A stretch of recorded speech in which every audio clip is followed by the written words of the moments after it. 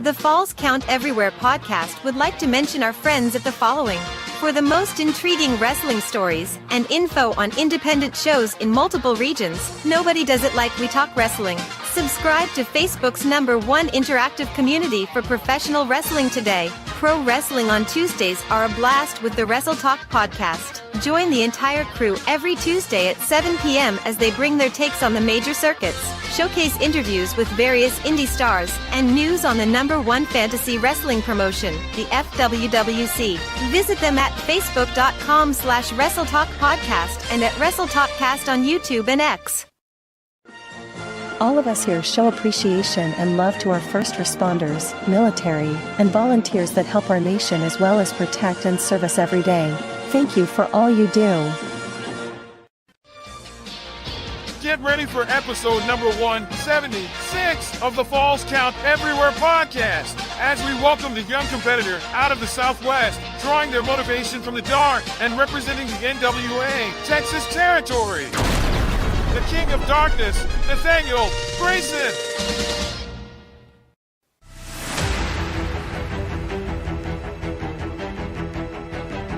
Welcome to the Falls Count Everywhere podcast.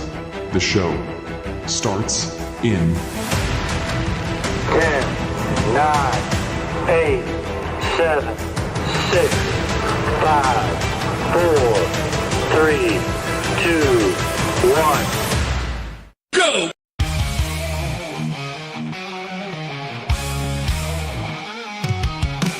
Welcome to the show. Buckle up tight. Rough cut Rick Ruby in the spotlight.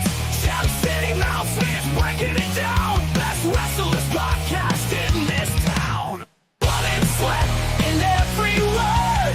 Echoes of the ring, haven't you heard? Wrestling tales, raw and true. Podcast alive, bringing it to you.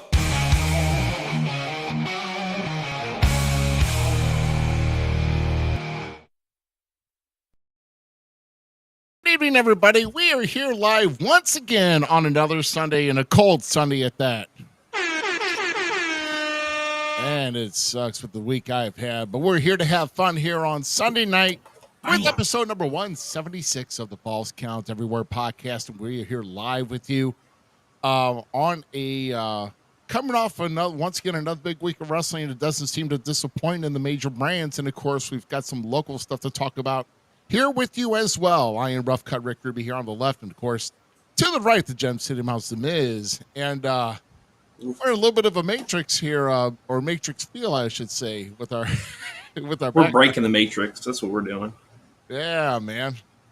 All moving in motion, all moving somewhat in motion. And now I forgot how I was going to type this out for the sharing out the show. People, remember joining in, share out the show. You share it out to at least 5 friends. That's 5 friends. We keep growing. The Falls Count Everywhere. I almost said We Talk Wrestling, but I'm just that excited because we're here to talk wrestling. Yeah, Jason. Yeah, I mean, we're always here to talk about wrestling as well. I mean, we're going to be in our second half of our show. We'll be covering some major stuff, including the big old launch of Raw on Netflix. A lot of highs. We won't cover some of the controversial stuff, but we're just we want to cover all the. It seems like we're turning a new leaf with a lot of the brands of the WWE, and of course, we'll touch on TNA. TNA was so good. Yeah, it was, and we'll go over that here. But of course, a week from tonight will be Genesis, their next pay-per-view, and yeah, like I said, I don't have the matches with me right now, but we could probably go over that card when we get to that point. Until then, brother, how are things been going with you? How's your week going? I mean, how have you handled this snow? Before I get into my little story. What do you mean handle the snow? I haven't done a damn thing about the snow except for the fact that we went and made a 7-foot snowman today. You'll see that on my social medias later on. It was fun. My brother-in-law and I we took the kids out today to my father-in-law's, and I got his gator stuck in the snowbank, and so he made fun of me. But no, it was a good time. We made it like a 7-foot snowman. Yeah. I like the snow though. I'm a big fan of winter. I enjoy winter. This is my favorite season. So I'm one of those lunatics that are like, bring it on, bring the cold, bring the snow. I'm all about it. Get stuck. Enjoy life. Slow down. Yeah. Why, good to see you, bud. Thanks for joining in. And Ismail, good evening to you as well. And Jason Static, if you're not known by now, we're superstars. We can fastly show up late, and you're still coming anyway. So put that in your hat, buddy. Apparently, he's part of the host as well tonight as well. So unless he wants the chat moderator, he. You know what? I'm cool with that. I'm cool with him being our chat host there, yo. Yeah, Mr. Static, good dude. Good dude. Yeah, throw some good facts or whatever, or something that pertains to wrestling. We'll say, I got a B on my math final back in my junior year, or something like that. You know, put something of relevancy. You know. Oh my gosh! But no, I mean, I'll tell you what. This. Oh, El Torito. Oh, did he fall? Yeah. He's not very good. His hands are weak. That's a high jump, man. I mean, no, he's used to jumping off a curb. His hands are weak. Oh god. Put a new one on there. Just for that. We're gonna be a cup of hater. Oh, okay. There we go. Hey, the mic is still. Hey, you know what? The mic is still big enough for his mouth. You know that. I don't know what you're talking into. No, but this whole week, this winter, I like snow. Don't get me wrong, but with freezing rain, then snow, then another layer of freezing rain, and then snow again, all with happened this past Sunday, and then it took me. I had to do it in shifts. I did like small shifts over a period of 3 days to clear everything out of my driveway because I had to hand shovel that son of a gun. And the drifts out to the street were anywhere between 15 to 18 inches with all of that, and it was heavy. And I didn't like that. So yeah. So I mean that really sucked. I don't like it at all. They did block in our driveway, and Amy, in her mighty I am woman, hear me roar way, undug herself even when I was like, hey, do you want me to help? And she's like, no, I got this. My wife is a boss. She just gets mad and does stuff herself. Yeah. That I can see. Yeah, it's just we had a lot going on. Big Joe Helms in the house. What's up, Big sir? Joe Helms, what's going on, man? Yeah, so like over this past week, and unfortunately, around this area, SICW had to cancel their show because of another big storm that came in on Friday, and they canceled that and their TV taping, so they're not going to have anything until the first weekend in February, and then MLW in NWA territory. MLW did the same thing up in Troy, if not mistaken. They had to cancel. Oh, WLW, yeah, WLW. My God. Too many damn letters. So yeah, but I'm thinking about the bro winning the MLW championship. Oh right, yeah, this weekend. Yeah, I hear you, bud. I hear you. Yeah, so and I got your side note by the way, but now my browsers are being a bunch of you good bullies. You good? They're blocking me. So they're Facebooking me. That's what they're doing. They're blocking me from doing anything. So it's literally Facebook that's giving me a problem of everything. So and then let's see. Well, we had MMWA down at Broadway, which had a decent card, but I want to talk about is last night where I was part of with American Championship Wrestling in Arnold, Missouri. Standing room only to the venue we had, and it was really good. About, I don't know, the place, it could have been bigger, but we made what we could of it. I think it was like maybe around 250 people there last night, if I had to guess. Sick. And yeah, and then I was kind of stating on here that kind of warming up for this big tag team championship tournament that's coming up next month. And the guy that put me with was Guy Smith, and he's with another guy that they seem that they're a little bit power trippish. And they were trying. Well, he wanted to cheat a lot, and I wanted to just kind of wrestle clean because I felt we could have. And let's just say he didn't like how I wanted to wrestle clean, and he attacked me with the chair. So I got him at the end of the night. So, but no, crowd hated him, but they like me now. So let's kind of put that in a nutshell. Ruby's a hero. Yeah. Now people like me. I guess if some people will buy your shirts if you're not such a jerk. Who knows? Yeah, let's see. Yeah, holy crap. Yeah, grandkids. Oh yeah. So yeah, Joe Helms is a grandfather again. Apparently.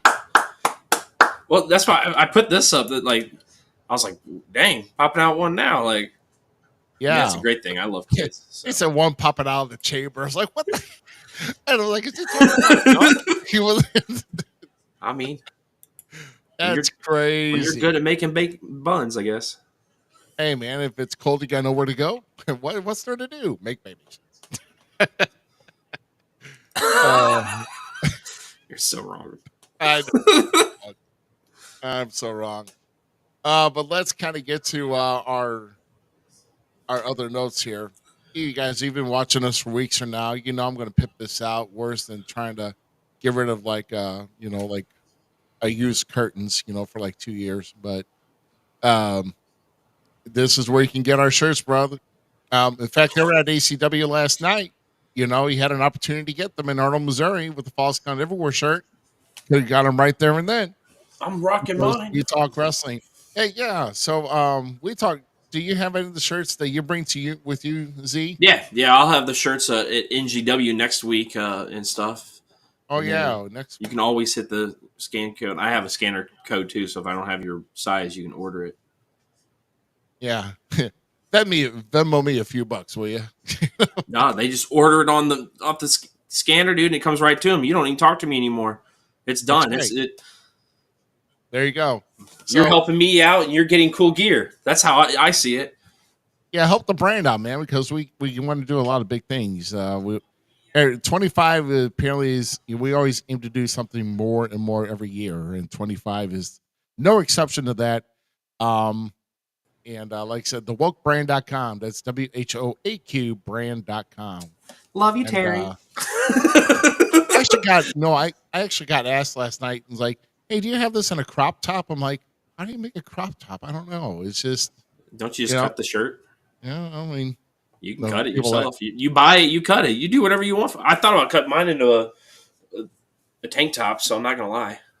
I was like, you buy the street and hire yourself a tailor. I don't know. I mean, I know they could. The person. I'm a redneck, so I don't care. They gonna wear a crop top now? Out in the weather. Yeah, man. So So speaking of big things, once again, FanFest 3. This is going to be our big simulcast, a big event with all the legends coming in. For FanFest 3, we're going to be doing our big event on May 17th, starting at noon. That's where our simulcast is be. We're going to be having probably a little bit of a larger staff than usual. So, no, I'm not going to be Rufus. Happening. I'm not going to be Rufus. Wasn't that his name? The guy that was Jericho's personal security guard, Rufus. Oh yeah. You would not look like Rufus. No. No, that dude has got a unique shape of his own, So, yeah, I know that sucks, man. But they may push the entire card. Oh, and also, Midwest Wrestling Coalition launched over the weekend here in Wood River, Illinois, too. So, yeah, Rufus. Everybody chanted for Rufus. Dude, it was awesome. Jericho was great that time. Yeah, so Midwest Wrestling Coalition had a good show last night. Apparently, Wood River, Illinois. I seen some shots of the show, and ring looks nice. Presentation looks nice, and some of the SICW talent was there. I'm kind of wondering if Lilith Khan got her first title last night. Yeah, beating Small Matey Monarch. So, wow. I wasn't paying attention, so I don't know.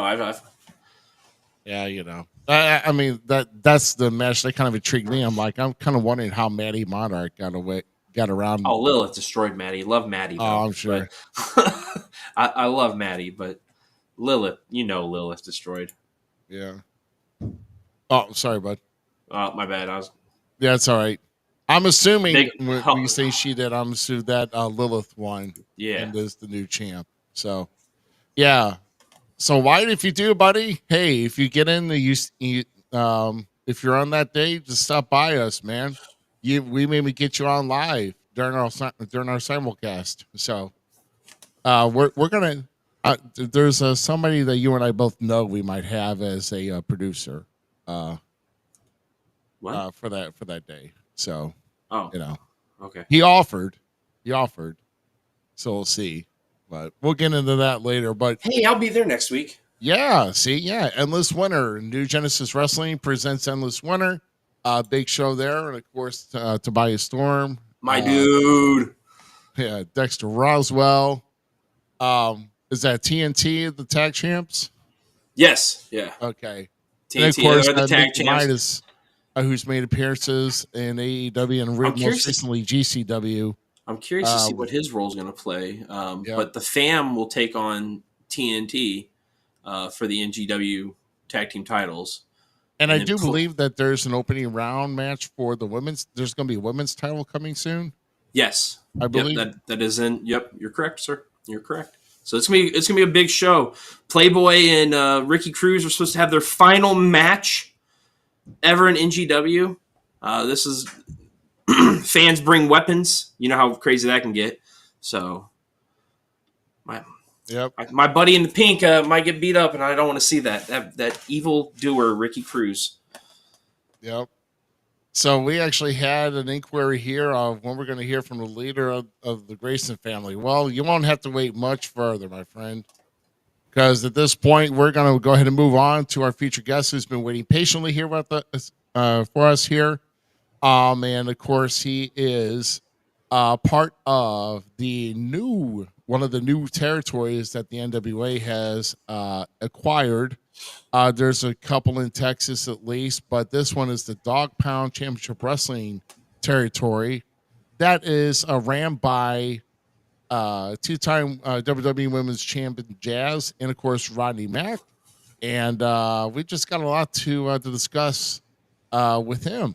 So without further ado, let's go and put your hands together for the King of Darkness, Nathaniel Greysin, everybody. Oh, my goodness. Where's my shot? There it is. There it is. Thank you, gentlemen. Thank you, gentlemen. What a wonderful round of applause. Thank you, peasants waiting in the chat room, for your king to come humble all of you with his presence. You are all welcome and may take this moment to show your thanks.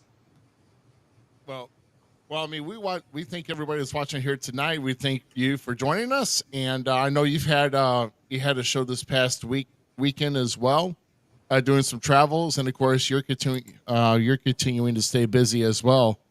But I see you sporting that. I love how they put out the old school NWA shirts. That's the graphic I remember watching on TV back in the 80s. That was me. So, yeah. So, yes, I'm old. Stop laughing. No, shut up. But yeah. So, no, man. So how was your show? This kind of tell us where you were this past weekend, and then we'll get into to the questions we have for you. So, where were your travels to this weekend, and how was that show? Yeah, absolutely. So yesterday we all at Dog Pound Championship Wrestling were out in Forney, Texas for NWA Shockwave. They recorded, I believe, 6 weeks of NWA tapings that air every Tuesday on X at 6:05 p.m. And yeah, so we had an awesome night in Forney, Texas, which is also the home of NWA Texas, Texas style wrestling. So honestly, all of NWA Texas kind of came together at Forney, Texas last night for the NWA, and we had a phenomenal evening. Amazing, amazing action that you guys are all going to be able to see coming out over the next couple of weeks on X. That's some awesome stuff. I mean, yeah. So I know it's 6 weeks of taping. I mean, my God, I thought 4 weeks was kind of taxing itself, but 6 weeks of taping, wow. Yeah. So for those that are not like used to or like have never been to one of these like live TV taping types of deals, it can be a lot. However, the way that the NWA and NWA Texas breaks down their TV taping style, the show flows very smoothly. It doesn't feel like, oh, we're stopping and starting and resetting. So it's one fluent show than just like cut up into pieces. So it is definitely an experience. And it's so cool because the NWA brings in talents from all of their territories for these NWA national shows. So to see some of the guys from EC3's territory in Exodus Pro, I believe you guys had Barrett, right? Brandon Beretta. Brandon Beretta Brandon. is who we Okay, had on yeah. last week, right? Yeah, so Brandon Beretta was on you guys' show last week, and then last night he was in Forney, Texas. I got to meet him. I got to see him work live and in person. And so meeting some of Trevor Murdoch's guys from Missouri, Brian Idle's guys from Florida. So it's such a cool network that I don't think enough people are talking about and highlighting. And it's truly a one of a kind experience, because when they hold these national NWA TV tapings, like we're all literally coming in from different parts of the country and congregating here at like home base, wherever that may be. And so it's always just a very, very cool atmosphere. It's such an interesting roster in the back, because you have guys like myself that are very young, very new, very just eager to learn and eager to, have our time. And then you have so many well-respected veterans in that locker room. And the majority of them that I have met are all willing to sit down and talk to you and give that knowledge that they already have. And so to me, the NWA is becoming a very, very, very special like not just a brand, but I mean a very special family. Yeah, man. I'll tell you what, that's kind of awesome with 4 different territories coming in. And with some of our group out of Missouri, of course, very familiar with Trevor Murdoch myself. So yeah, it's the NWA is definitely growing, and as far as growing again, I mean, almost territory style, and that's something that's is going to be very, very. I mean, the challenge is there, but I'm sure if it's done right, it can succeed as far as developing some sort of territory level. But it just all depends on what owners want as far as the production. But it's kind of cool how 4 different brands or 4 different places, part of the NWA brand, can come together and put on an awesome show. And so we're talking Exodus, WLW, of course, Dog Pound, and I'm forgetting the other one, but but I mean, it's just great to have all those in there, putting on an awesome show. So yeah, man. So we'll go ahead here and get started as far as the notes here I got for you here. So Yeah. so obviously, I mean, we got to have obviously wrestling doesn't just fall on our lap and like, okay, let's go with it. Obviously, it's got to be something that you want to build up to. So when did you start watching wrestling? Who got you to start following?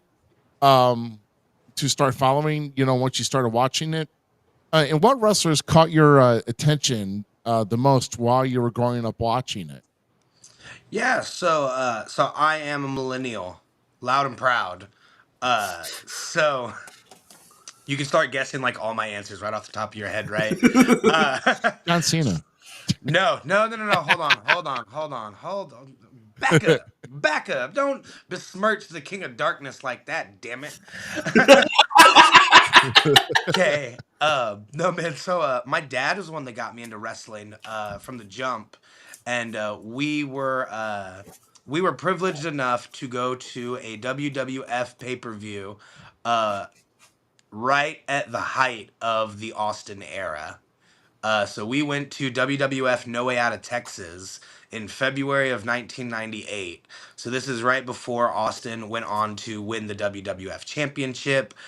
This is right at the height of like Mike Tyson being there, and I was able to be like live in the Compaq Center in Houston, Texas, in person.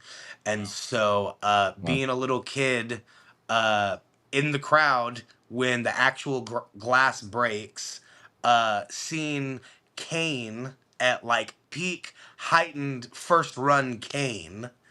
Yeah, dude, like you're hooked. Like this is Oz. Like it was a total Oz moment. And it was so awesome, and I had just been hooked ever since. We used to record on VHS, right? Like Raw, SmackDown, uh everything. Heat, Velocity, Confidential. We were definitely recording everything on VHS. So guys Confidential like wasn't on TV. Confidential Confidential was on Spike TV Saturday nights after Velocity. I always watched it on the internet. No That's way, dude. because they posted it on their website, dude. Yeah, And that's no, how I I heard watched that. it. I No, dude, it don't was on ever remember to Spike having a TV. TV. You just blew my because I'm a zennial or whatever they call us, like the mix between Gen X and the millennials. But yeah, that's funny. Keep going. Sorry, I didn't mean to interrupt. No, you're all good, man. That nerdum we were talking about earlier. And so yeah, man, growing up like that, Stone Cold, The Undertaker, Kane, Sting, right? These are the guys that like in my formative years, these were the guys that got my attention, really hooked me in, and made me become like a fan for life. The guy that got me deeper into it and made me believe that I could actually do this, was CM Punk. um, Finding CM Punk's feud with Raven on LimeWire. Yes, yes, dude. That's exactly how I watched that match. The Clockwork Orange match was Yes. LimeWire. I downloaded it on LimeWire and watched it. And so I downloaded like a whole folder full of like CM Punk matches. So like the Joe trilogy, seeing him wrestle AJ Styles, for like the Pure Championship. There were so many matches that I saw from like there was one from Germany, right, with Raven and CM Punk. And so seeing CM Punk and that, I mean, literally this folder, right? Right, LimeWire. Uh, uh, that is what introduced me to independent wrestling, which opened my eyes up to things, just the whole independent scene at that time. Ring of Honor, CZW, Chikara, right? NWA, TNA. So this is like. Chikara. And so once I found out that like what independent wrestling was, it was even more so of like, no, wait a minute, I could totally do this. I know, Ruby, you're not like the biggest fan of Chikara, but people out there, you need to go out and find that hidden gem that is Chikara, a whole wrestling show written around a comic book. Yes. It is arguably Ultra Mantis It was- Black lives rent free in my head, bro. Chikara walked so that things like Lucha Underground could run. 100%. 100%. Like, Eddie dude, yes. Kingston is the grand champion, bro. Yes. So, yeah, man. So I have been a lifelong fan, a super fan, right? And as you and me were talking about earlier, right, Zach? We fans that are super fans, that are, just obsessed with this, we're the ones that become a part of the business. Right. And I said it to you that I truly feel like there's wrestling guys, young and old, in the business still that lost and forgot about what that fandom really meant. And like, because some of their passion isn't there anymore. You got to have that fandom. You got to remember to be that kid and be like, I'm around people that I like. Was like, oh shit. Yes. And now I get to do that and be a part of that and then learn from it at the same time. Dude, we are winning at life. Yes. So like I work for a wonderful, wonderful promotion here in Texas called 360 Pro Wrestling. They're one of the only touring companies here in the state of Texas. And so my wife is actually one of the correspondents on air. So she does backstage interviews. She does live interviews in front of like the crowd. And so the promoter, who is a freaking phenomenal guy, Aaron Presley, at the last show, he literally came up to her and he was like, okay, so here's the rundown for tonight. Anytime the wrestling gods call to your heart that you need to get up on that ring and interview one of these wrestlers tonight, I want you to do it. And Nice. and he was like, you're a wrestling fan, you're a wrestling person. We all know that we need moments in between these matches. We need moments that are going to stand out. And he just kept on saying to her, if the wrestling gods call into your heart and say, go up there and stick a microphone in their face, I'll never be mad at you. You just go do it. And so I think that having that mindset more often than not, and remembering that we're here to create moments, we are here to give these people something that they're going to remember when they walk away. I think that is just something that everybody in the wrestling industry can always take a moment or two to step back and remember.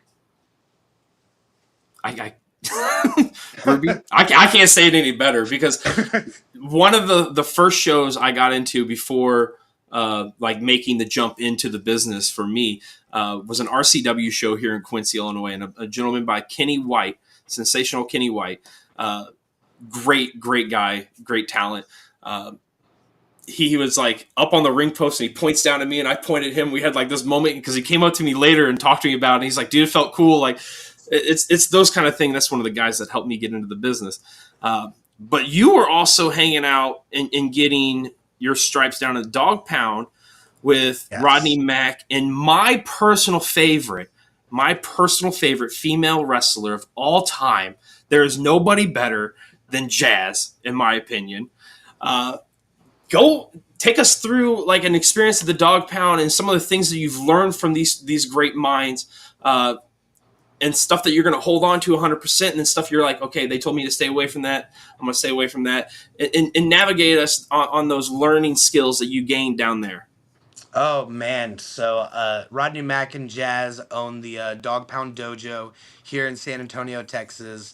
It does correlate with the Dog Pound Championship Wrestling promotion, which all correlates with the NWA. So it is like for lack of a better term, it is a farm territory. It is a farm system, much akin to an NXT or an FCW or something along those lines.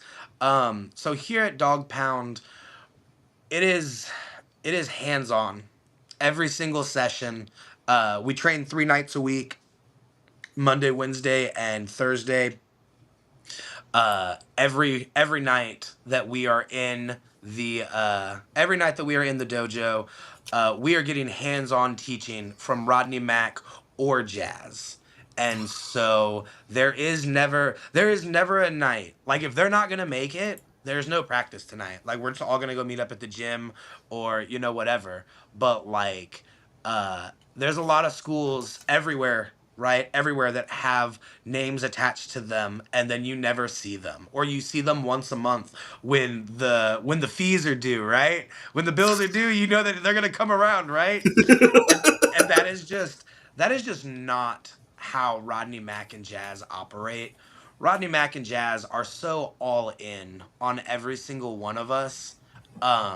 They're open to the phone. They are open to texting. They are open to just coming over, right? That's awesome. Like literally, we all know they're 2 twin daughters, right? Like we know them. They know us. We know their dogs, okay? If y'all are watching this, Rodney and Jazz, stop getting dogs. We we're not gonna be able to open the gate anymore. Okay, that's a shoot. Damn. No, for real. He went to Memphis and then stopped in Arkansas and then came back with a new dog. I'm not even joking. And so the opportunities that these guys offer with just their knowledge alone, forget about the fact that we're associated with the NWA. The knowledge that these two have that they openly and willingly share with us is insurmountable. You can't measure it. You can't put a price tag on it. You can't quantify it like to another booking or anything like that. I've heard vets of 10, 15 years come spend one night at the dojo and start calling Rodney Wrestling Yoda. I mean, it's so deep, right? The things that he is, it's beyond just, okay, hit the ropes, take this bump. This is how you take the bump. It's so much more beyond that. It's so an all around professional training center getting us ready for being an actual professional wrestler.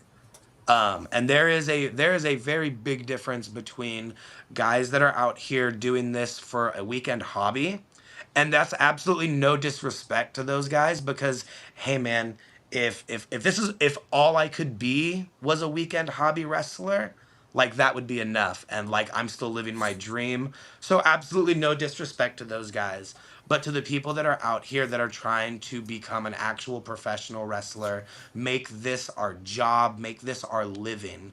Rodney Mack and Jazz are two of the best people to prepare you for that and for that lifestyle and what actually comes with that. I mean, like I said, I've already praised Jazz enough. Rodney Mack is vastly underrated as what he did in WWE, and actually, his ECW stuff was better in my opinion. But that's just me. I like both of them in ECW. So one of my favorite things about Jazz for that, like when Ronda Rousey came to WWE for the first time, right, and everybody was calling her the baddest bitch on the planet, right, when she kept saying that, I tweeted out on X, I'm sorry, Ronda, I think you're wrong because the true baddest bitch on the planet is Jazz. And then she retweeted and stuff. I was like, yeah, because that is my theme. She was on the cuff of designing so much greatness for female wrestling at that time, and I'm a big component in that world. I love seeing those women because I got two daughters. So when I can sit down and watch my daughters have fun watching female wrestling, it's a great time. And yes, and watching female wrestling the same way that we are watching wrestling, right, in general nowadays, right? But back in those days, when Jazz was a part of the WWE/F, Jazz was the only, like, Jazz was the...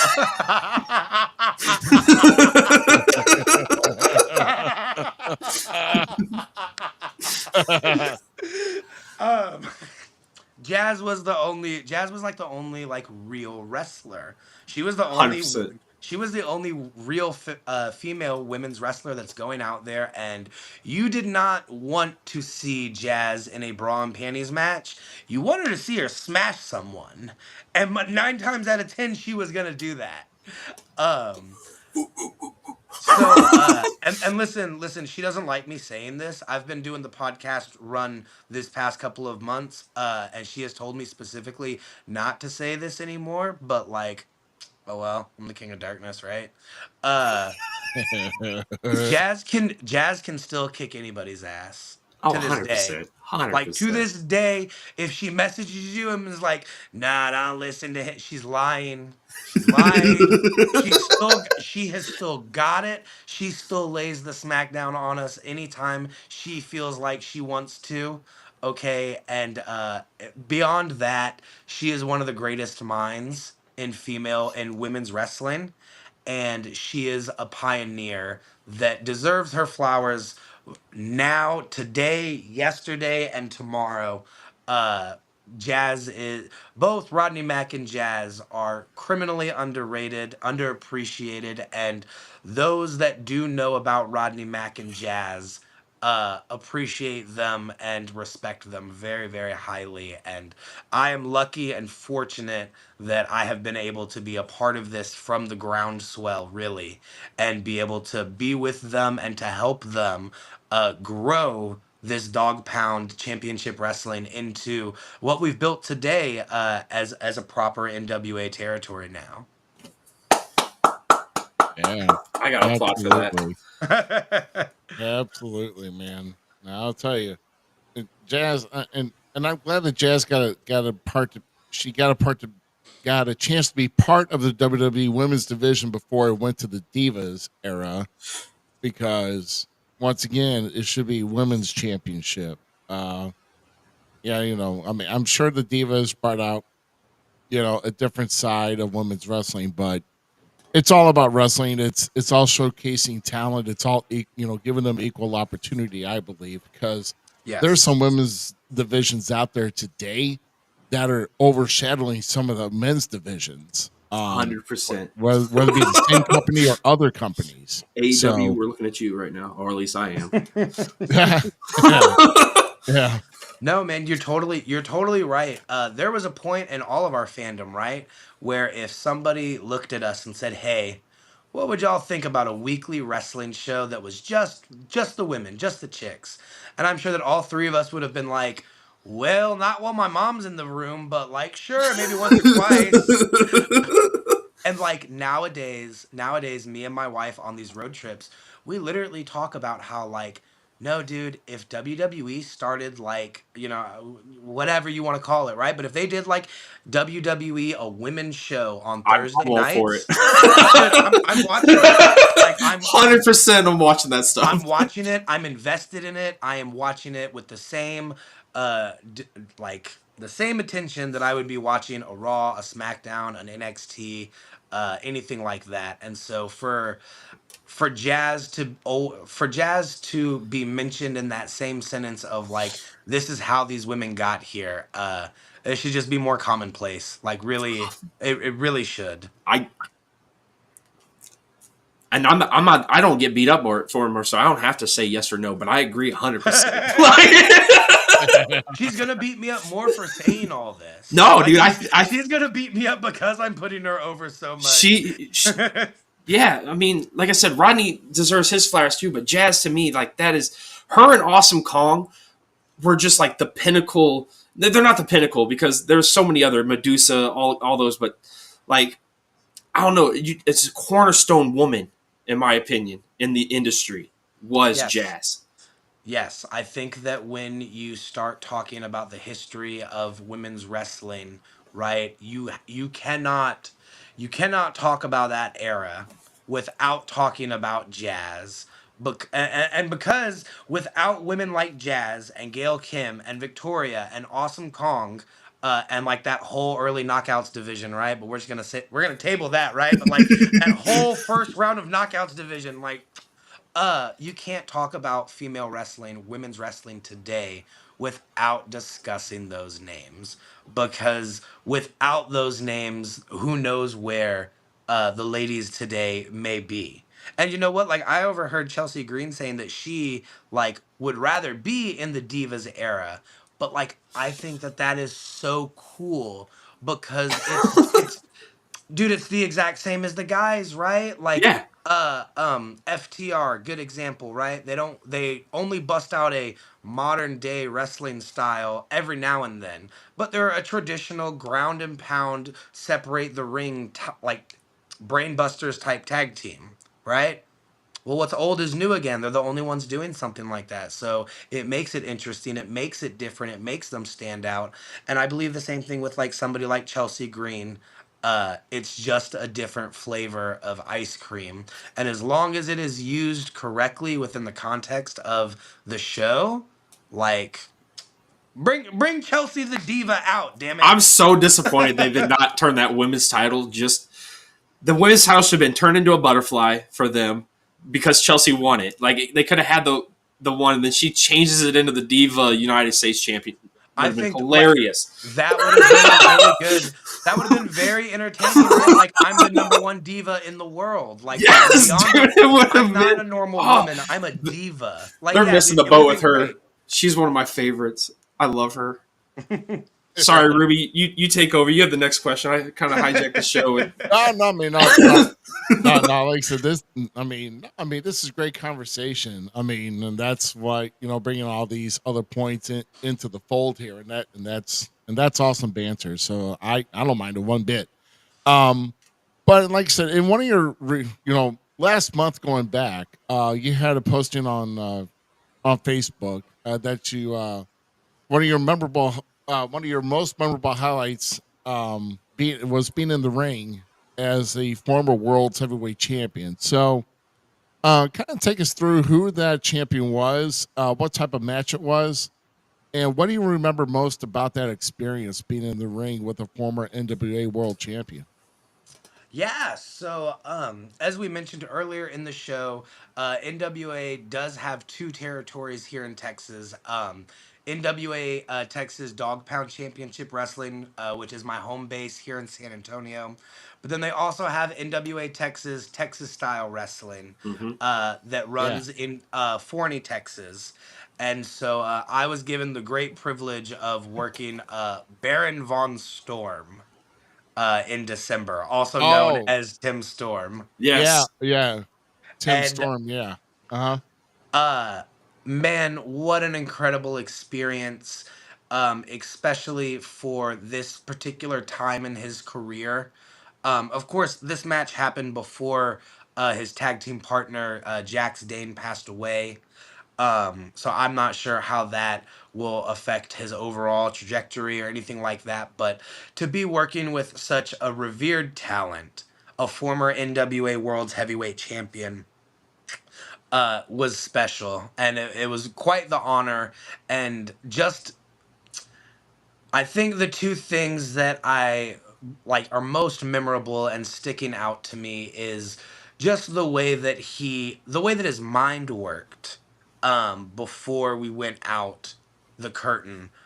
Being able to listen, to hear, to learn from a man who has done it all and is still out here doing it at the highest level. What an honor! What a tree of knowledge to just sit under and shut up and listen. But then there was this moment in the match. It was a very small moment, but I feel like, I mean, it was just a very, like an eye-opening moment for me. I was able to get the tiniest bit of offense in on the former world heavyweight champion. But as you guys can probably tell now, for the past 47 minutes, I have quite the mouth on me. And I promise in the ring it works just as fast, if not faster and louder. And really, it's such an inside baseball thing, right? But like sometimes it's not always about how much you say or how little you say, but it's about what you say and where you say it. And there was a very nice interaction in the ring where I was able to, and again, we're going very inside baseball here, guys. I was able to create a spot, create a moment, in the exact spot that was very memorable, very of the business that we were trying to tell of the match.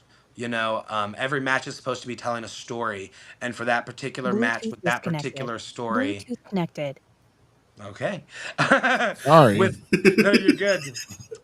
With that particular match, with that particular moment, I was able to impromptu and bring out something in the heat of the moment that I feel like both the Baron and I felt contributed greatly to the story that we were telling at that night. And he gave me some very high praise after that match. And it was very, very, very, just very special, especially because I have not been in the business for an arm and a leg right now. I am still very much learning and trying to gain as much knowledge from all these people that I can. And so to be given an opportunity to work with somebody who has accomplished what a lot of people think is the pinnacle of this business, You can't ask for anything more. And then, well, you know what? You can ask for something more because just hear me out though, because like it's one thing to be thrown into a situation and be like, I don't know, man. But then to be presented a and just in the listen to the wordage, listen to the verbiage, thrown into a situation, presented a situation. That's a different. Yes. That is a different mindset, and I did not feel thrown into this situation with Baron von Storm. I was presented this situation, and there was not any bit of nervousness about the basic of it, right? The nervousness came from the magnitude of who I'm working and this and that. But in terms of like going out there and performing, there was never a bit of doubt or worry or am I ready to really take on an NWA World's Heavyweight Champion, a former one? uh, those were not thoughts or questions in my brain, and all of that comes back down to the training that I've had with Rodney Mack and Jazz, and being fully prepared for the situation. And so, man, it was just to be there in the moment, in the situation, and feel totally prepared for it. I don't know, man. It made me feel a little bit like Poe. Got it in there. Yeah, that's awesome to be in the. That's awesome to be in the ring with him because I've been actually. I was kind of off and on wanting to see if there's a way to get him onto the show here as well because, I mean, I've come across Tim Storm early in my career, and in fact, early in my career too, just as well as Trevor was coming in. I mean, I've had some in ring experience with Trevor before he headed off to Harley School. Um, so and that's kind of cool as well. And, I mean, Trevor knows who I am, and then of course I think I saw him like about 3 years ago. He was actually here in St. Louis doing a show, um, and so I got a chance to catch up with him a little. So it's kind of cool to know that having just to see him evolve the way that he did, going to WWE, coming back in, and get the NWA World's Heavyweight Championship, and now he's doing this to help out the NWA brand to spread across the nation, and then try to get these different chapters, different territories, whatever the case may be, and just grow from there. So that is kind of cool. Getting that work with him, and like I said, it's always good when you're getting high praise from someone who's been in the business as long as Mr. Storm has. So that's pretty awesome, bro. Yes, absolutely. How long have you, before we continue, been in the business? You asked me one earlier in the green room when I broke in, and we haven't even. Yeah, no, man. So I had my first match in 2021. And then I had been training before that for about a year and a half. Okay, so you had a year and a half of training until. Cool. So you're riding like with the Tiffany's and them coming in. Really, she was just like us in some sense, but she got the higher start because of the trial. That's respect. There's nothing wrong with that. No. So I'm still under 5 years. Sick. And in those under 5 years, the things that I have been just absolutely blessed to be a part of and to be doing, and the names that I have been able to work with or to help out with, it's beyond anything 13-year-old me downloading. Oh, for sure, dude. Yeah, I'm 7 years in. I'm like, oh my god, really? It's been that long? Like, this is. I can't believe I get to meet these people. Yes. So, 100%. One of my favorite things to ask people and go about it. Cody Rhodes is a big inspiration to me. I'm a huge fan of him. Been a fan of his for a long time. When he left WWE, he did something and posted it on the internet for everybody to see. Since you've wrestled a former NWA's World Heavyweight Champion, let's go his route. What's your list? What's your hopes and dreams? Your pinpoint goals to accomplish before you exit and put your boots in the middle of the ring, my friend? Yeah, so I am a very much live in the moment type of guy. However, I do normally make some pretty. I always make like 1 or 2 year long goals, right? And so my current goal right now is I am trying very hard to travel all of the NWA territories that exist right now. Oh, that'd be sick. Um, I believe there's 6 of them. I've wrestled at 2, so I've got 4 more to go, and then I've got the big enchilada itself. Um, so that is the current mindset and goal. I know that my long term goal, right? Like if when people ask me like, what do you expect to get out of all of this? If I could get 5 to 10 years of the only source of income that I have is from professional wrestling, I would consider that good enough to look at my son, right? I have a son. To look at my son and be like, "Hey, I lived my dream." Bro, that one hits. That one hits hard. That's a good one. Yeah, if I could have 5 to 10 years of this is my job. I don't have to go supplement my wrestling habit with with my shoot job, right?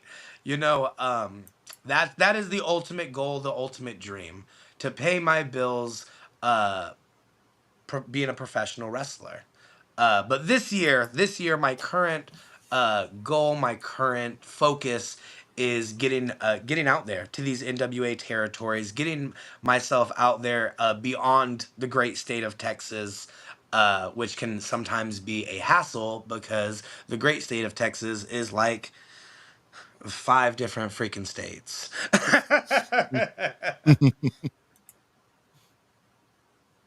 Man. Well, yeah, so I mean, and like I say, you're still young in the business though. And you're not gonna know exactly what you want. I mean, as far as anything to add to it. But what you stated there, I mean, that's a pretty awesome goal to have. Yeah, that's 3 amazing setup goals. That's long term, that's middle ground, that's short term. Like you're hitting the points. I do challenge you one thing, and this is something I talk to everybody about. So I'm trying to start a self-love coaching business and get it off the ground. But anyone I talk to, I don't say try. You're working on it. You talked about Yoda earlier, that Rodney Mack's a Yoda of wrestling. Yeah. Listen to Yoda. Do or do not. There is no try. No try. Yeah. So working on that goal, and that's sick, dude. I want that for you, bro. Yeah. So like I say, you've been in the business a few years already. You know, you've gotten one of the best starts as far as knowing where you're going to go in the business and starting where people have actually been there to the top and know exactly where they've been, where they're going to guide you. So gathering all that knowledge, you've completed your training, you're still learning as you go, still keeping still training your mind and training in the ring and going out there to perform.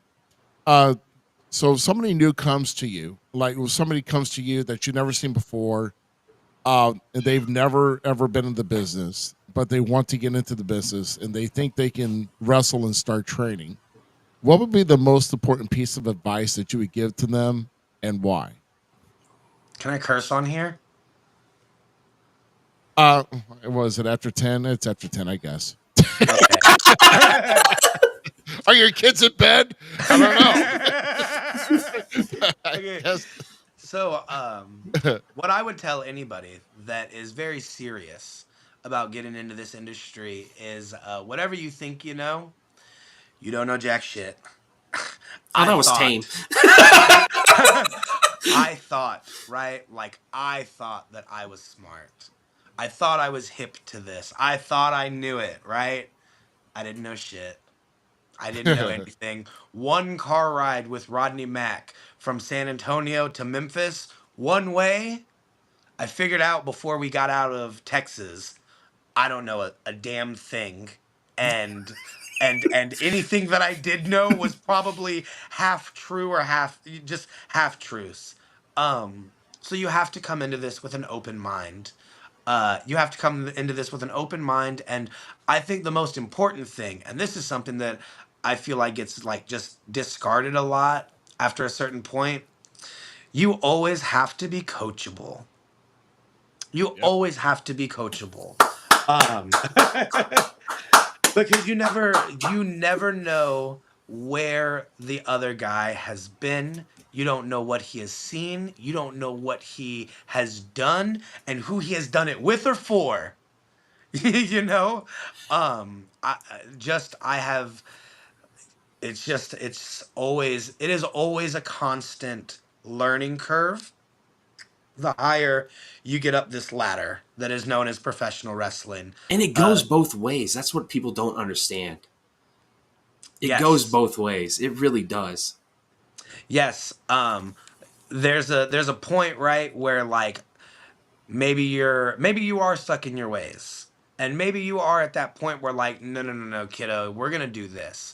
But just shutting yourself off to being open-minded about something new or something different, to me that's a detriment. To me, you're harming yourself, your partner, and the people in general.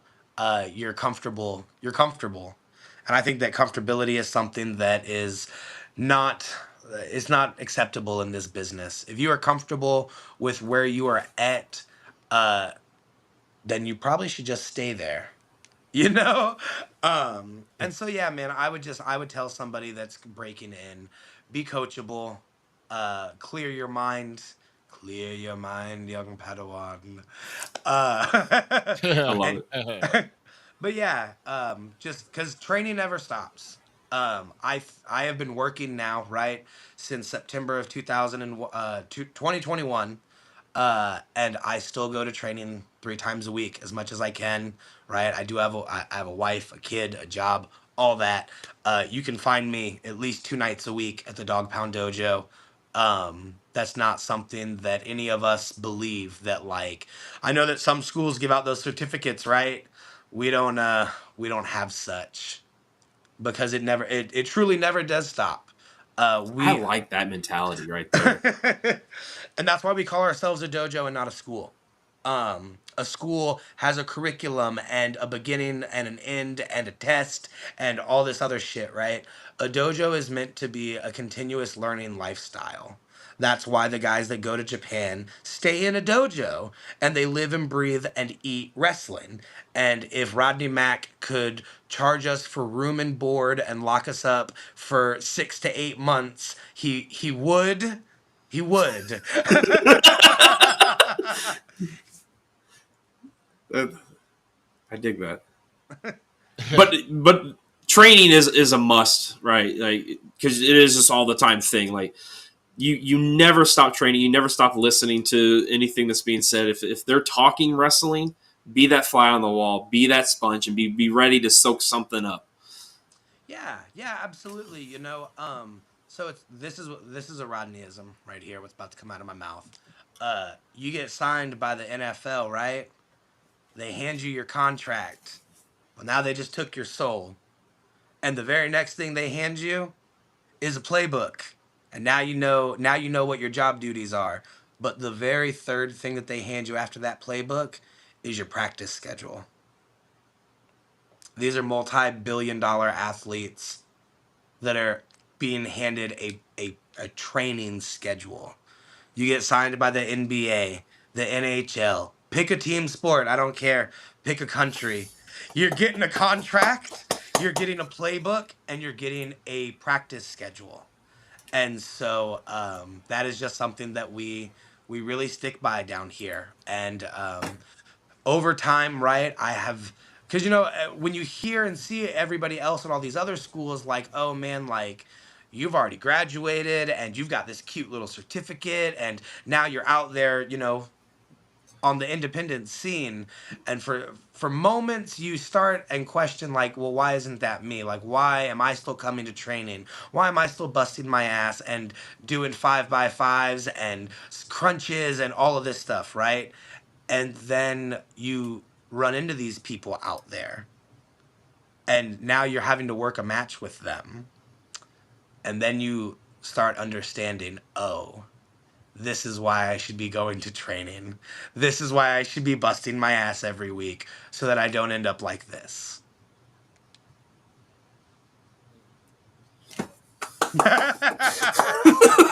I've been clapping a lot on the show today. Yeah, So, yeah, go ahead, brother. I'm sorry.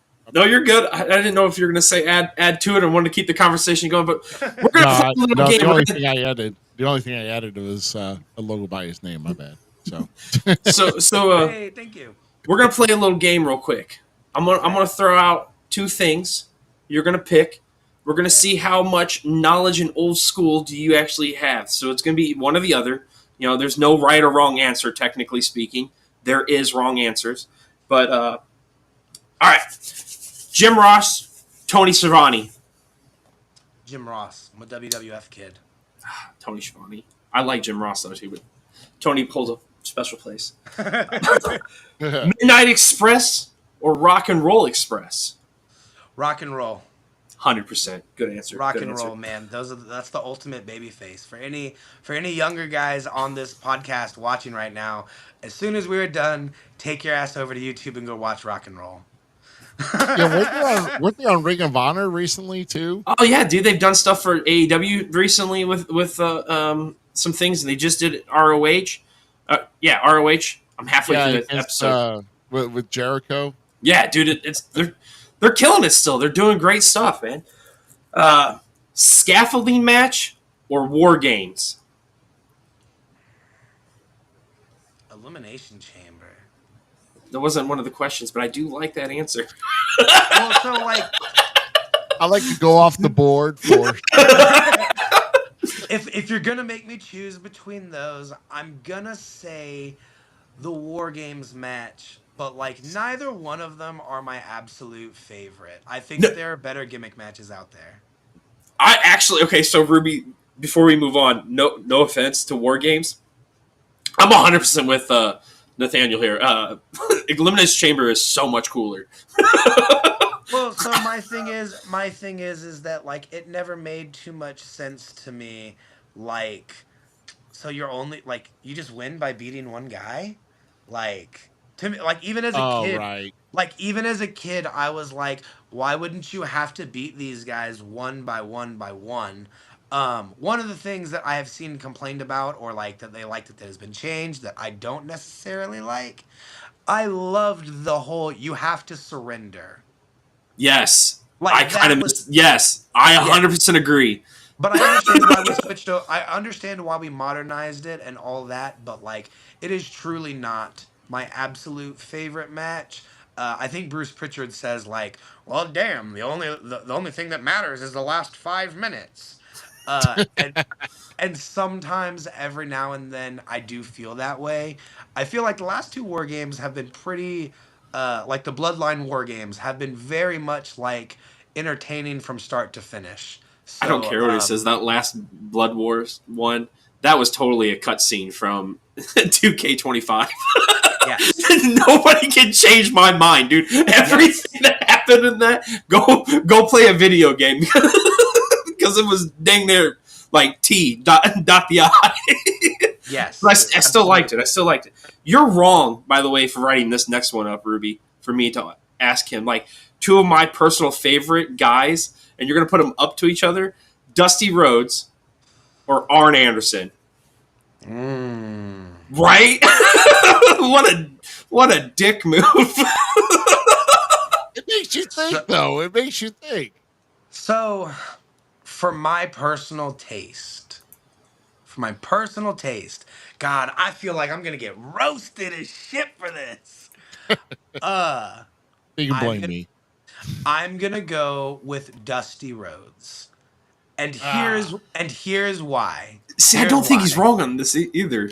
Okay, so Dusty Rhodes is more of a complete package than Arn Anderson. In the sense of like, man, Dusty had that charisma and that it factor. Arn Anderson. You can't say it. Arn had that charisma of I'm the toughest SOB. Like, There's a different before Stone charisma. Cold was the SOB, Arn Anderson was like, dude, you were just like, if you saw this guy at a truck stop, and no offense to Arn Anderson, that's what he looks like back in the day. I every time I see him, I just think of him like that rugged trucker dude getting out of the trucks and just bashing dudes off the head because they're trying to steal stuff off the rig. Like, that's all I see when I see Arn Anderson. No, so I see something completely different. Okay, but not completely. Same, but different. So, like, again, remember that my introduction into Arn Anderson is like 96, 97, 98. Okay. Arn Anderson looks. Yes, and I agree with Jim right here. You're really putting the best baby in the best heel, right? Because if you watch my work, you can see a lot of Arn Anderson in my wrestling. But when you watch my work, you'll also see the charisma and the showmanship that Dusty Rhodes brought to it. So look, man, y'all make me compare apples and oranges to All right, both all of right, y'all. all right. Let's go to tag team. Road Warriors or the Russians? Road See, this is Warriors. another hard one. No, No, Russians Road were Warriors, such hands down. Russians were such a great like bad guy tag team at that era, dude. When you think No, of that time, they were, man. But like again, dude, that's the freaking Road Warriors. They have a pot named after true. them. Yeah, that's true. You can't. My buddy and I made a beer pong team named after him. Instead of the Legion of Doom, we were the Legion of Booze. Absolutely. If you're a wrestling fan and you like had that house party stage and you were never the Legion of Booze, out. Dude, I was telling Brandon Espinoza the other night. He asked me how I got my name as of Zmiz. I am 100% a mark of Mike Mazzana, the Miz, from day one, Real Worlds, all the way through OVW, all the way through his training, all the way to coming to WWE finally. 100% mark. So my buddies called me Zmiz because of it. We played beer pong. That's how I played. My beer pong name was Zmiz. Was because of that. And then one of them was like Liquor Tea. One of our buddies went by Jack Stagger instead of Jack Swagger. Like that's what we did, man. We tried to make wrestler names into like liquor names, and then that was our beer pong names for. We had a blast, man. I was a nerd. Leave me alone. When y'all find Liquor T210 on oh my god, y'all mind your business. Oh my, how are you gonna ask me this one?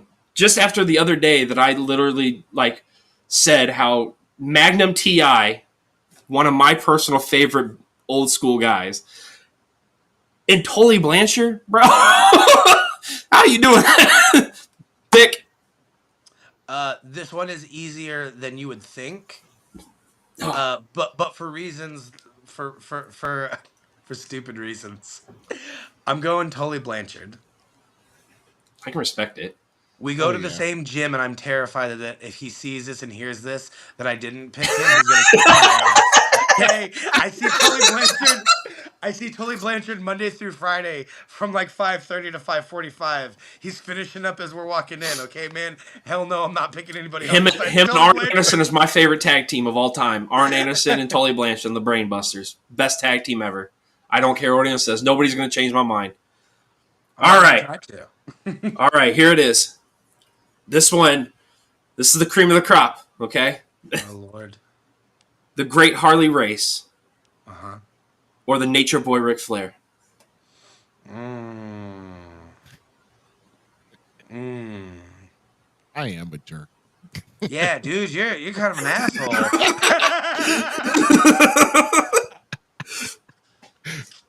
Man, you know what? I don't know if other people see it the same way, but like I see it this way.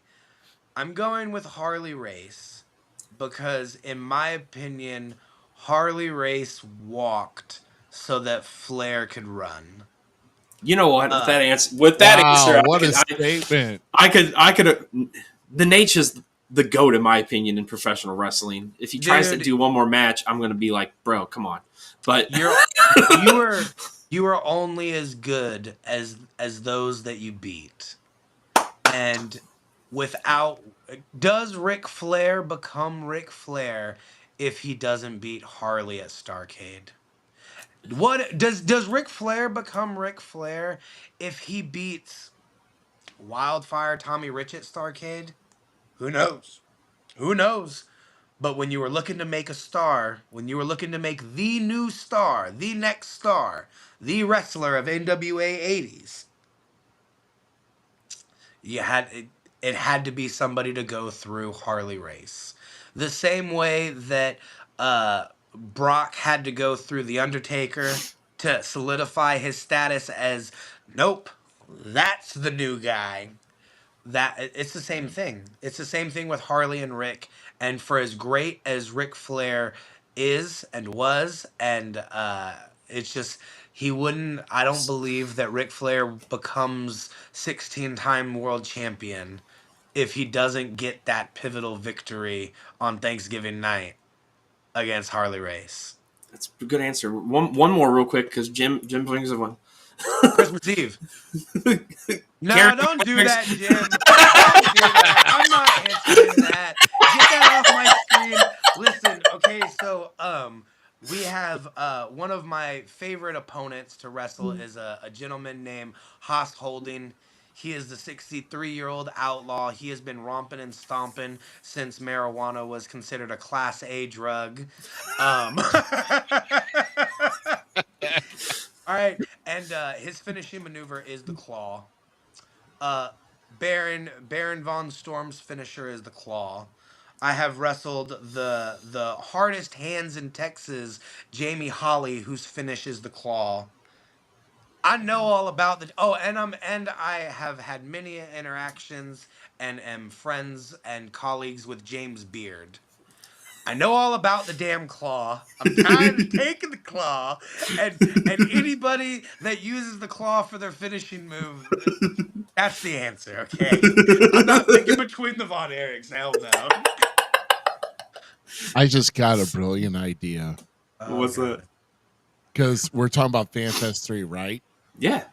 Let's make it a point to stir up trouble and blame it on GQ and then have Kevin Von Erich give him the claw. Oh! Jim! Hear me out. Well, now, hold on now, brothers. If y'all are looking for someone to take a claw from a Von Erich, did I not just mention that I've got plenty of experience taking the claw? Well, no, like... Come on, brother. That car of mine works downstairs.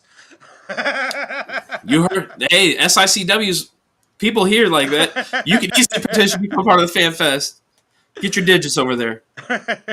Yeah, like I say, Kevin's supposed to be coming in May, and we've gotten our guy who kind of gives us some trouble from time to time, and we kind of give him some ultimate payback.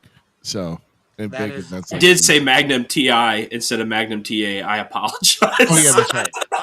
I did pop up the eyebrow because like Magnum TI wasn't that what my grandma was watching? That's a TV show. Yeah, I in the moment because I actually Magnum TI. I think we're still wrong. That's Magnum TI.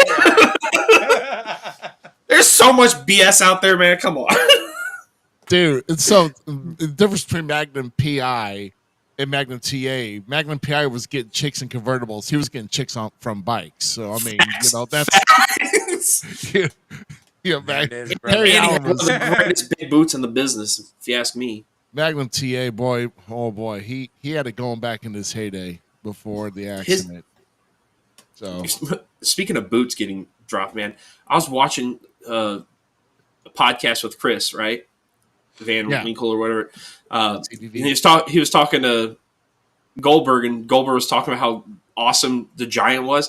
And in the video, it's the Giant throwing drop kicks. I forgot how beautiful that man could drop kick somebody for his size. That dude could throw a monster drop kick. Yeah, take advantage while you're in your 20s, you know. So. I know, but still, that's impressive. That's all I'm saying. Oh my God, I am not even putting that up there. Oh man, but yeah, I get it.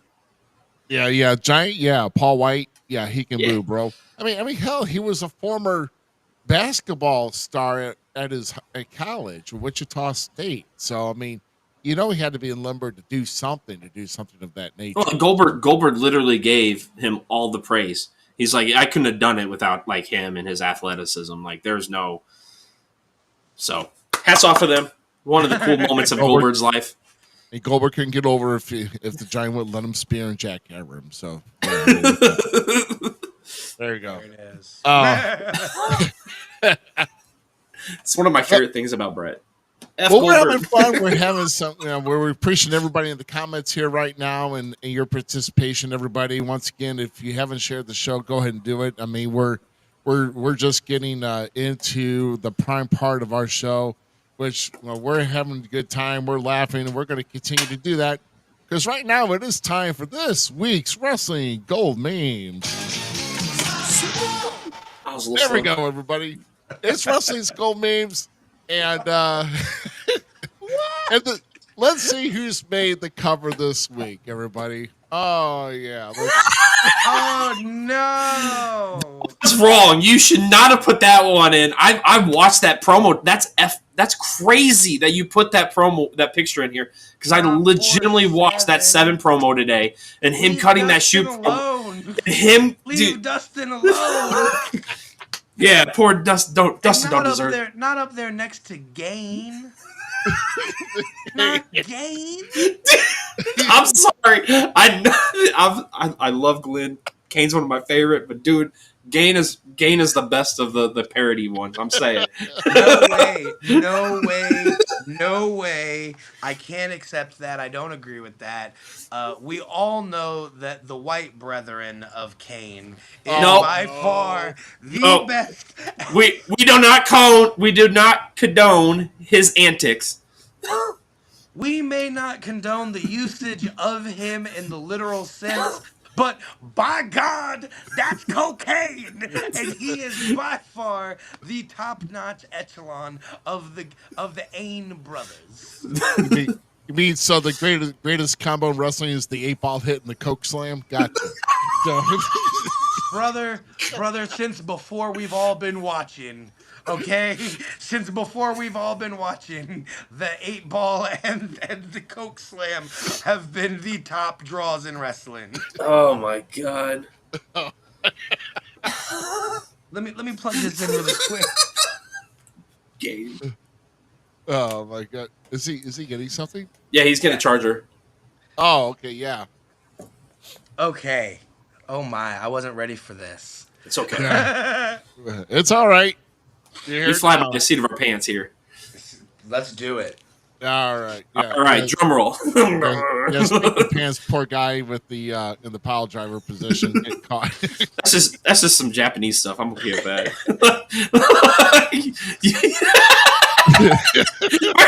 We're trying to mess our guys up on accident. What do we got for our first one here? Oh yeah, the Steve Austin hair revolution. That's messed up, dude. You know that could be your face, Ruby. Transition. No, look at that top left one. That's a romance novel. My mother read that novel in the bathtub for years. I swear. Fabio. Dude, Fabio ain't got nothing on Steve Austin. My favorite version of Stunning Steve Austin when he had the short blonde hair. That was my favorite. One? This one on the top right? Top right, Stunning Steve Austin, baby. That's what. That might have been his most solid in-ring work from early 90 to 92 WCW. I watched that era all the time. He's so good mechanically in the ring. He is the ultimate professional wrestler in that era. We can all agree that bottom left Bruce Willis, Pulp Fiction looking Steve Austin wasn't it. Okay, we can all agree that dude in the bottom left, looks like the guy that played the Gimp in the movie. But we all know how that guy ended. You can't have the ringmaster without getting Stone Cold Steve Austin, because that's when he was mad. He got hungry, mad, and gave us Stone Cold. Literally flipped the bird to the boss. Like, come on. No way, man. He was mad before he got the ringmaster, and when he got the ringmaster, that was shit. Stone Cold was a Hail Mary, my brother, but he was already angry before that. I just watched the ECW promo. Is beautiful. Just watched that this morning. That's such tell you the throne I was sitting on when I was watching it. Hey, but it's all right. That's a great promo. Good find, Ruby. Good meme. We just broke down Steve Austin's career. that literally made me spit. Go on. And if you go back to my rock and roll, my gimmick, the first gimmick, I guess this is. I was gonna say this literally is you, bro. Too. Holy shit, I see it. Oh my God, I see it. Yeah, I can totally picture it. I had bleached platinum blonde hair back in '97, just like this too, in the top left. So yeah. Oh That's well, funny. memories. Corner in my mind. Let's move. That's good. Oh yeah, the way you handle things back in the day when you friends teach to win video games. That's a dude that doesn't get the respect that he deserves is D'Lo Brown. Yeah, D'Lo. Is D'Lo? Wait, hold on. Is D'Lo Brown playing an N64 and The Rock is playing a PlayStation? No, it's both they're both PlayStation controllers. PlayStation. Yeah, Okay, yeah, they're both okay. PlayStation controllers. Okay. I think This is was a this is SmackDown 2 promo. SmackDown 2. Yeah, Right? Yes. Was God, D'Lo what a even game in that game? was. Yep. It's the That real game- deal now. I will say it till the day I go in the ground. He had the best frog splash with the lowdown. I don't care what anyone says. Oh, The no, lowdown it was was awesome. baller. Yeah, that was awesome. The lowdown was hot. I remember hating D'Lo Brown as a kid growing up. I love D'Lo. I mean, like to the point that like as a young stupid like 5-6-year-old, I'm like mooning the TV showing D'Lo Brown my ass. That's how much I can't like back in the day, right? Just being a stupid kid, like yeah, no man, D'Lo Brown, kiss my ass. That's funny. Well, D'Lo's about to get his butt kicked by The Rock, so you got your wish. Right. Shouldn't have been cheating, D'Lo. Is this not how they do stuff still? Like, has anyone seen on Up, Down, Down? I was a avid fan of that. AJ Styles snapped on there one time because he lost to somebody in a video game and like broke the controller and everything. And Woods is like, "You're paying for that." And all you hear AJ in the background going, "I got you."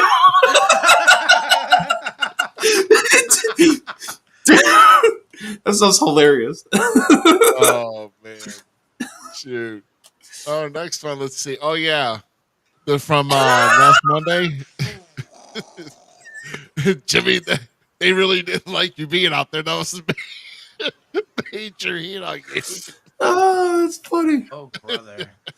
Oh my god. We're not getting into that. We're gonna get I was into that. thinking yeah, the but- same thing in my head. I was like, I might just stay silent on this one.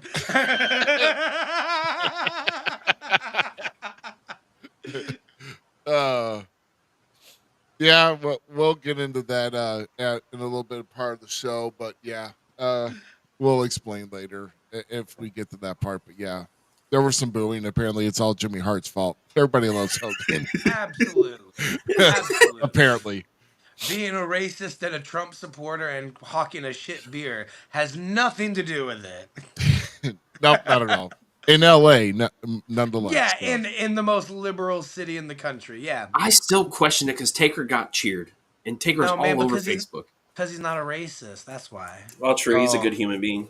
That's Yeah, my and, issue. and that's what it comes down to, man. Nobody cares about that he likes Trump. They care that, he's not out there calling people bad words. And then apologizing that he got busted, not apologizing for saying it.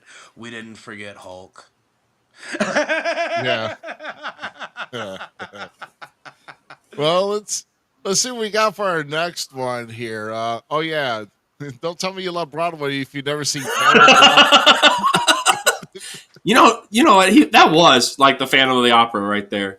No, stop. Because The listen. Phantom looked like that, I'd be scared too. Shit. It's so crazy that you brought this up because I once came out with a mask. Very similar, very Phantom of the Opera-ish. And I had like customized it. I had painted it up. I was like, yeah, this is it. Like, yeah, this is... I wore it once and I never wore it again. So I understand his pain. Well, he had more than that because he broke his orbital bone. That's why he was wearing it. Well, okay, I don't understand that pain exactly, but one time I like poked myself in the eye real hard. Oh. Ow. That sucks. Wow, that sucks, man. Holy crap. Undertaker crushed his orbital socket. Oh man, it sucks you poked yourself in the eye one time. That's funny. I like it. Oh god. Oh man. Yeah, Rhea couldn't pull off this look though. It would actually make her look worse. So, you know. I don't know. The I Max wonder looked if dope hers on is her. all the way healed yet. Rhea's. I have no idea. Oh, I'm going to assume. yeah. So we got one more here for you, and to Make cap it it all good. off, and it's kind of funny how you mentioned his name earlier today here, Z. Well, when you're doing what you got to do to make sure the lunch lady hooks you up with that extra slice of beef.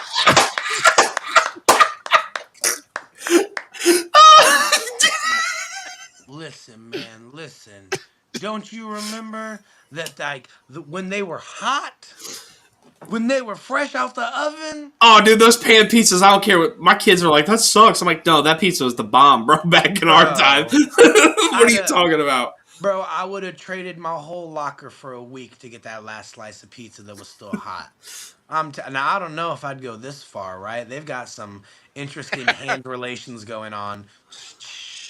I'm just trying to see if that's actually pizza on the comforter. That's Look, brother, when you're that hungry, you don't care where the pizza's at. Don't tell me you've never eaten a pizza slice just straight off the floor. oh, maybe when I was drunk. But That's crap. We all have done it. I was saying probably when I was drunk. You know? I have. I was sober. Well, hell, I mean, my bachelor days, hell, I was eating cold pizza that I left on the coffee table for the next night. No, Jason. You beat up Static and gave him a black eye? If it makes you feel any better. No, he did it on his own. He did it to himself. Okay, I misread it. Go get you some pizza and breadsticks, my dude. Breadstick? That's what I want to know. Where's the breadstick? Brother, the breadstick's out of frame. We don't want to talk about the breadstick, no. bro. Come on, brother. He found the breadstick on the tranny on SmackDown. You don't remember? I don't know if I can say that anymore, but I just did. Oh. It is what it is. Yeah, it I is said what it earlier is. in the conversation, And I'm a millennial, so. that's all we got for you this week in Wrestling Skull News, everybody. Man. I can't believe you did Dustin that like that. You're gonna at least put Black Rain on there. Not that. No, not Black Rain. Trust me, if I'm going to find a silly ass gimmick, I'm going to find a way to put it on there. So there you go. Well, Thanks for pointing that out, Static. And if I get one, like nobody didn't know what we were talking about. They knew, Jason. They knew. Mae Young found out. Is this stuffed crust? No. Anyway, moving. Let's see here. I'm so glad I was not growing some trees when you did that, bro. Because I might not have came back right away. I'm just gonna pause on that. You continue. Oh. So I think we got one more question here for you. Holy shit, man. Hold on real quick before you get that. I just had deja vu. Uh-oh. Yeah, no, man. Really? I remember him laughing and being like, I swear, thank God I wasn't cutting down some trees or some shit. Well, that's crazy. It's happy little trees, bro. It's happy little trees. Yeah, I'm sorry. Go ahead. No, I'm going to say because, back when I was young, younger, I had a lot of deja vu moments, and it was the weirdest thing. Like I lived it again and over again. It's like, and my parents could never understand it, but it's like, okay, well, whatever. I just relived it. Is there any attribute in the wrestling business, and however you want to answer it is fine, but do you feel that there's any attribute that you feel some wrestlers don't put enough time and effort to? And if so, what is it, and why would you say that? No, I think that every wrestler out here is on their own journey. And I think that everybody, myself included, has certain things that they could absolutely be working on and improving on. I am a very, and it's a very different mindset than some of the mindsets that I'm around a lot. I'm of the mindset that, and I think I said it earlier, that every flavor of ice cream has its spot in the ice cream shop. I think that like a good, and let's just use WWE as an example, right? Like, I don't mind the celebrity match. I think it's great. Oh, thumbs up, thanks. Yeah. Right. Yeah, um, that's my wonderful production website. So yeah. Yeah. um, yeah, like I think the celebrity match is great. I think that the comedy match is great. I think that the ultra violent hardcore match is great, and I think it's great that they're all on the same freaking card. And so, using that kind of same analogy, right? Like I think that there's a anything that you could list as an attribute that a professional wrestler needs. I think that you could find one in all of us that needs to be worked on. For me, it is, I could work on my body. I am working on my body. I'm actively trying to get myself in better shape, a better physique. Um, I think that a lot of guys might feel that one. I feel like you might ask this question to another wrestler, and maybe that would be something that would come out of their mouth. Um, but yeah, no, man, like, I think that every wrestler I think every wrestler that's out here actually trying to make this their profession should already have that list about themselves. And I think that if you are trying to improve yourself and make yourself into a better professional, that's something that you have to do is look for the opportunities to grow versus just sticking with your strengths and becoming complacent. But like as an industry as a whole, man, like I guess maybe coachability. I think maybe that might be the one attribute that across the board from veteran to new guy, I think that coachability is something that we could all improve on every level and aspect of this industry, not just inside the ring. I do a lot of work outside of the ring as well for Dog Pound. So being able to be coachable outside of the ring as well is just as important as being coachable inside of the ring. All right. No, I think he's right 100%. You got to have the self-awareness and the discipline to be able to take the reflection on yourself to be like, okay, what am I missing for the next step from the next person? Why am I not getting that? Why am I not? And really start reflecting on yourself. Is it your attitude? Is it how you come dressed to the ring?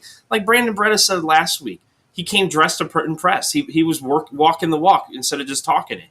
He put the investment in yourself. Are you going out there to learn, get new ears and be like, okay, help me do this, do that? Are you going to look at the mirror and going, what am I missing from when I got into this business to where I am now? And why am I missing that? And how do you fix that? Plus, at the same time, being able to be coached by the upper guys going, hey, this is what we're seeing. This is what we're feeling. And vice versa. Like that, it needs to be that consistency. Like that, it's a discipline. Yes. Yes, no, absolutely. I completely agree. And I think another thing that I think could be, I don't know, man, better off across the board is I think more people learning more aspects about this industry, fully immersed, there's so much more to this than what happens inside of the ring. And being as part and as integrated into Dog Pound and NWA Texas as I am, I've had a wonderful opportunity to see the other side of things, and to see it from a production standpoint, and just see it from a live event standpoint. It's a the more that you can offer to a company, the more valuable you are. So having a greater understanding of the business in totality, I think is something that could be definitely increased across the board all the way around the independent scene. Just understanding, right? Like most people don't think about the sound guy. Most people don't think about the camera guy. Most people definitely don't think about the guy that's like editing the footage and putting it all together and things. And these are all pieces that are just as important as the guys that are actually in the ring. Referees not getting enough credit or being disrespected, like, and being made to look stupid, like within your match. So again, just learning all more aspects about the industry as a whole, because learning and understanding all these like aspects of it is gonna make your in-ring work better. I was injured a couple of years ago doing a moonsault. I busted my knee and I was out for about 6 to 8 months. And during those 6 to 8 months, I started running the live events for Dog Pound, started running the music, started helping out with the camera crew. And when I came back and started training again and started working again, I was able to take a lot of the things that I noticed from working behind the scenes and apply that to me being out in front of the camera. So yeah, man, I think that just being coachable and learning more about the industry as a whole is something that could definitely be improved on. Amen. Amen, man. Absolutely. Excuse me. I'm actually trying to recover from being from. I yelled too much last night at my show. So Yes, yes. In fact, hey, you know what? I looked up the promotion that you guys were talking about that you were at last night, Rick, and those pictures look phenomenal. Looks like you guys had a phenomenal crowd out there. Uh, oh I can't yeah, wait. I can't wait to come and check it out May 16th and 17th. oh yeah. That was. I like that. I like that. There you go. Yeah, yeah, and that May 16th and 17th. That is going to be SICW FanFest 3. And they're going to have a show at the end of that night too, with the Bruiser Brody Memorial Battle Royal as part of that. That's the big event there. But yeah, we're gonna have a good time on May 17th. Either way, so They're part of the SICW is part of the AIWF. The AIWF. yeah. Yep. Yeah, the Allies. Yes, I'm Yep. very familiar. I have actually been blessed with the opportunity to work for Golden Boy Greg Anthony's. Nice. And so, yeah, I'm very familiar with those Good guys. dude. We've had him on the show. He's a fun guy to be around. That dude is a blast. We did not know too much about him when we went to the WrestlePlex, right? That's what it's called, that he's got over in Tennessee. Yeah. But when we left that place, we did ourselves a good old fashioned Google search, and we were absolutely blown away with the man that we had just worked for. My counterpart Soda Pop worked with him. And so yeah, man, Greg Anthony's is and I said this on an earlier podcast last year.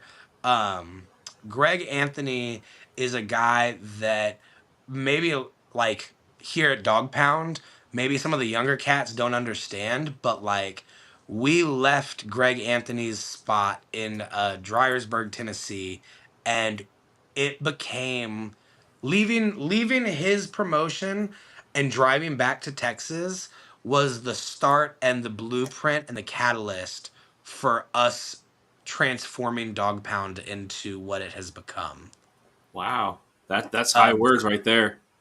Yes, and I don't even know if that's something that like he knows or even something that like we cognitively like talk about, but I was on a podcast a few weeks ago and like we were talking about Greg Anthony's and like I just kind of had that realization of like, man, everything that we talked about leaving Tennessee after working his show, we eventually worked our ass off and made happen. Dog Pound was a very much like a student show, like a student highlight show. And through going out on the road with Rodney and learning different things about production and all that, right, we were able to turn our cute little student show into a full ass NWA territory. And a lot of the conversations and a lot of the things that we did stemmed from working Greg Anthony's show in Dryersburg, Tennessee. So we over here at Dog Pound, even if we don't always cognitively recognize it, we owe Greg Anthony's a lot. Yeah, absolutely. Yeah. So I mean, he's done some work around this area too. Being the world champion for a good while, and yeah, he's definitely done some fantastic work. So, um, speaking of some fantastic work, where are your next shows? Where you at the next couple weeks? What do you got going on for yourself? Yeah, so I have a very full schedule coming up this upcoming weekend. In 7 days exactly, we will have our very first Dog Pound show of the year here in San Antonio at Big's Burger Joint. What's that? January 19th. Yeah.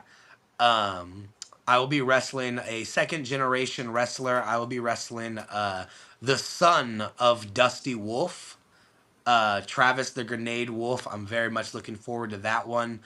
The weekend after, I believe, is my only weekend off this month of January. And then February 1st, I will be in Little River, Texas for 360 Pro Wrestling. And then the very next week, February 8th, I will actually be in Scott City, Kansas for That sounds about right. for World Wrestling Express. I'll be making Oh, my okay. debut there February 8th. And I'm very much looking forward to and very excited about that. And then one of the reasons that I reached out to you specifically, Rick, Yeah. is because I am working hand in hand with Rodney Mack, trying to get myself out to NWA WLW over in y'all's neck of the woods. And so I am hoping to be making a trip to Missouri sometime this year, this first quarter. That's awesome. That's awesome. Yeah, like I said, Kansas and Missouri, of course, neighboring states. Coming up through the Midwest, I'll just say, you're gonna have a long drive ahead of you, but when you get into Kansas, try not to get too bored. Because you're gonna come across a lot of corn and wheat where there's nothing gonna be around, buddy. So That is, listen, man, that is okay. I have been blessed with traveling this state from El Paso to Beaumont, from the Texas Panhandle down to the Rio Grande Valley. Uh, so Wow. I have seen it all here in the state of Texas. So some cornfields ain't gonna scare me. And plus, like, maybe I'll run into like Superman or something out there, right? He's from Kansas. No, No. no, no. Look Metropolis, how Illinois, disappointed you He's from sound. he's You're from over here like, Metropolis, Illinois, no. baby. and I know that because one of my main promotions back in the 2010s were out of Metropolis, Illinois, and I always got to see Superman like every time I went down there. Yeah. So Dude, that is badass, man. he was only like 2 miles down the road from where we're at. I'm like, no. Okay, I'm gonna go eat at Subway and go visit Superman. I'll be right back.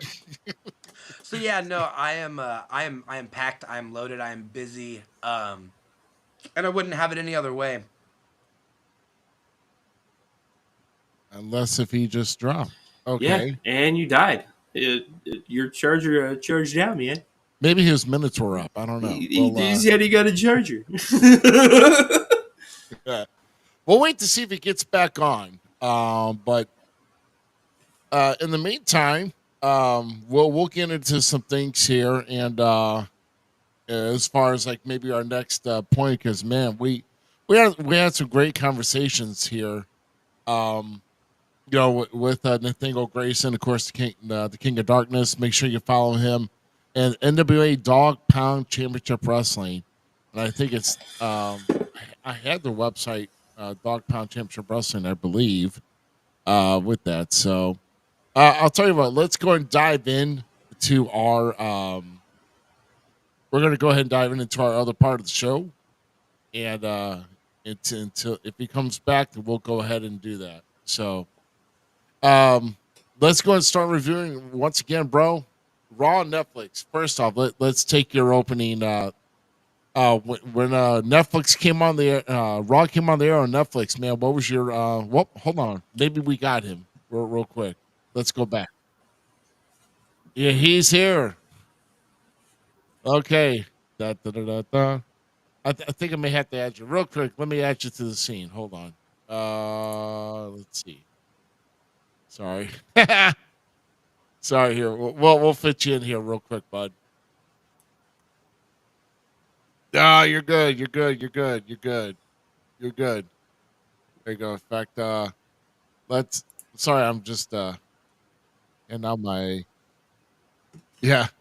Trust me, he's there. It's just You get it back. It's okay.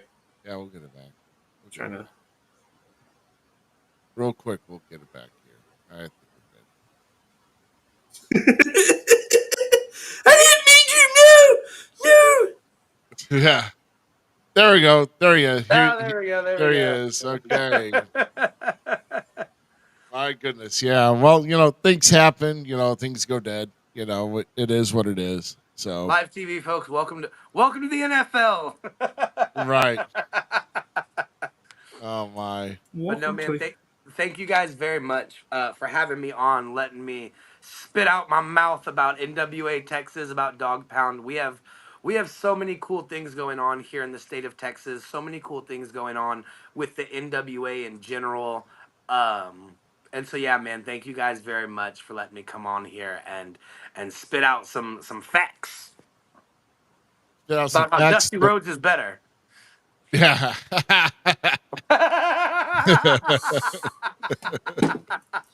Shoot. I mean, hey, everybody's entitled to their opinion, man. It's all good. Absolutely. It's all good. Okay, but no, we appreciate you getting on here, man. If you stay in touch with me. I mean, I don't get out much the WLW territory is probably about, I don't know, roughly about 40 minutes away from me. Okay. So if you do get a chance, and if I don't have a show going on, let me know. I'll see what I can do to make my way out. Hell yeah, I'm down for a road trip. Please. Oh yeah. Please. Yeah. Z's got a little bit of a farther drive, but you know. That's all right. He seems like he has some road passing activities that he'll be all right. Yeah, I'll be fine. I'm sure him and the trees will make it. No. He's got 4 kids that every time he goes, I spy with my little eye. We actually play I Spy a lot, yeah. And that's not a lie. My son is not he's about 2.5, so I just don't feel comfortable taking him on the road just yet. We're getting there. We might take him on a few trips this year to see how he does. And see, my kids are already getting reps on things. So yeah, he's putting kids to work for doing ring crew. Hell yeah, man, dude! My kids tear down every show we do. They tear down. They help. He is getting there. He comes with me to training, and Rodney and him just have a blast. Rodney says that he's training him. It looks like they playing around, but my son is very much into it, even at a young age. He loves watching it. When he's at his mom's house, the SmackDown commercial will come on, right? This Friday on USA, and he'll he'll go, Daddy.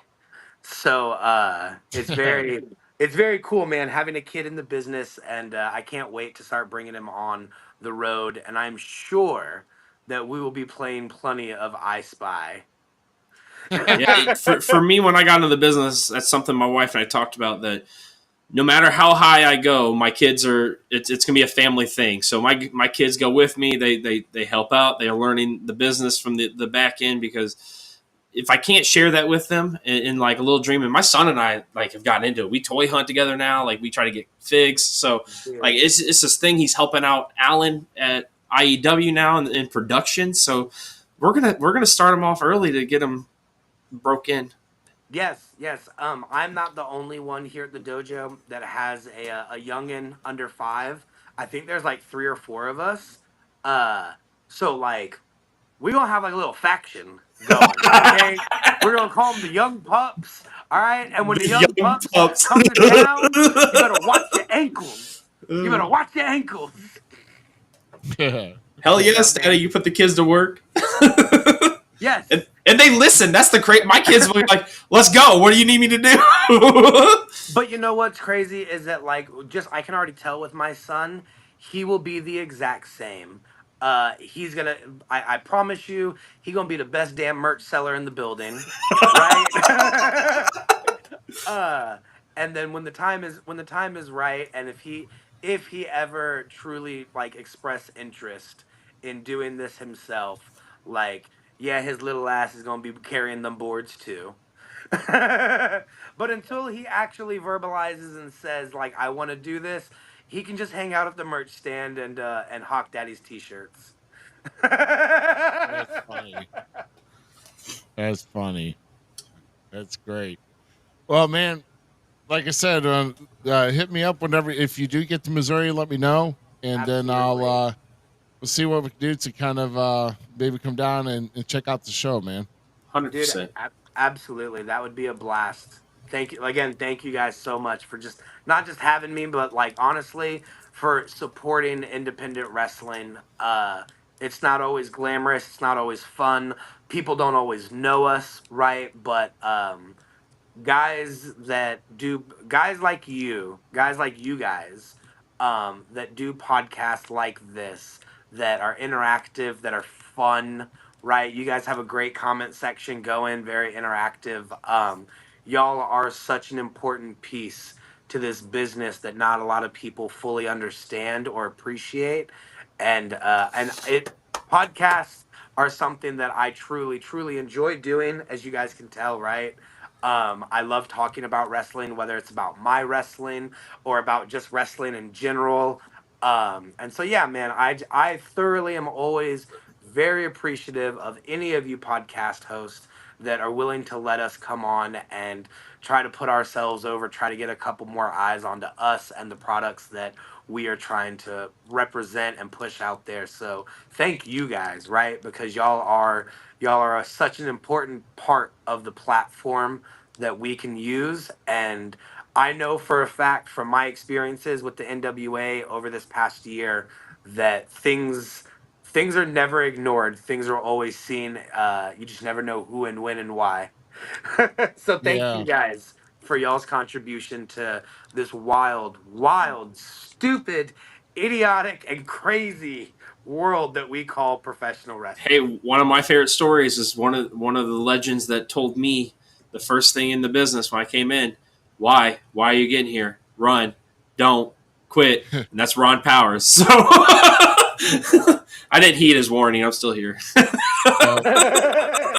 And I will say, we're always acceptive to for those to get the story out there, and we're trying to spread the word ourselves. And you got to tell others who are asking about podcasts, tell them if they're not here, they're missing out.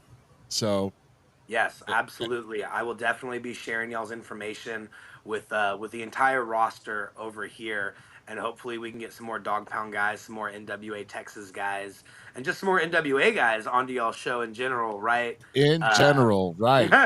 In general, right? Exactly. So we love spreading the love, man. So appreciate you coming on here, and yeah, like I said, we're guys in the business. We're not fanboys. We're in the business. I mean, it's gonna be Hold on. Back that. Speak for yourself. I we're am not completely, total I'm fanboys. completely in the business and a mark. 100%. Not gonna lie. I just stated that I have been busting my ass come 29 years in April, and I've got the freaking injuries to prove it. So there it is, okay, Rick. Respect, There but it all I'm is. saying. Listen, Rick's got a funny little walk. I can already tell just by that sentence right there. Rick's got a funny little walk. He's earned it. this is I why heard Rick and I work so well together. I hurt just thinking about walking. So Yes. This weekend, I am not as sore, right? But there are those weekends that on Monday morning I'm walking into my shoot job and they're looking at me like, "What the hell happened to you?" Well, just another weekend wrestling. yeah, yeah, like so, I Yeah, I took a sit in solid chair chairs. shot to the back, and that's all I needed. So Sometimes some of those will wake you right back up and like straighten you back out real nice, and then some of them will just knock you out of whack for like a week and a half. I just wanted to nap for a minute. That's all. I mean,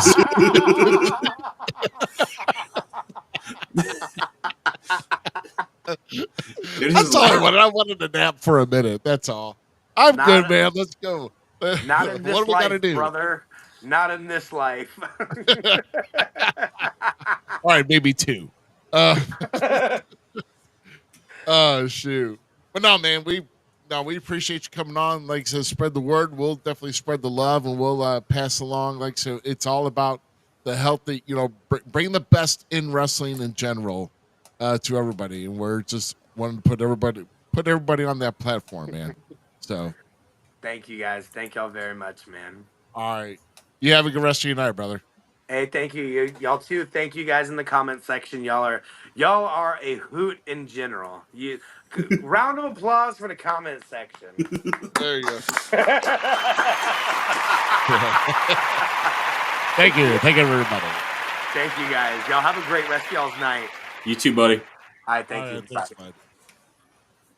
Yeah, see, that worked out, man. That was worked out fun. to where it needed to be. So it's good. All right, man. So let's kind of kick into Raw. I mean, we can talk about our So we were talking about the set, talking about the set. bro.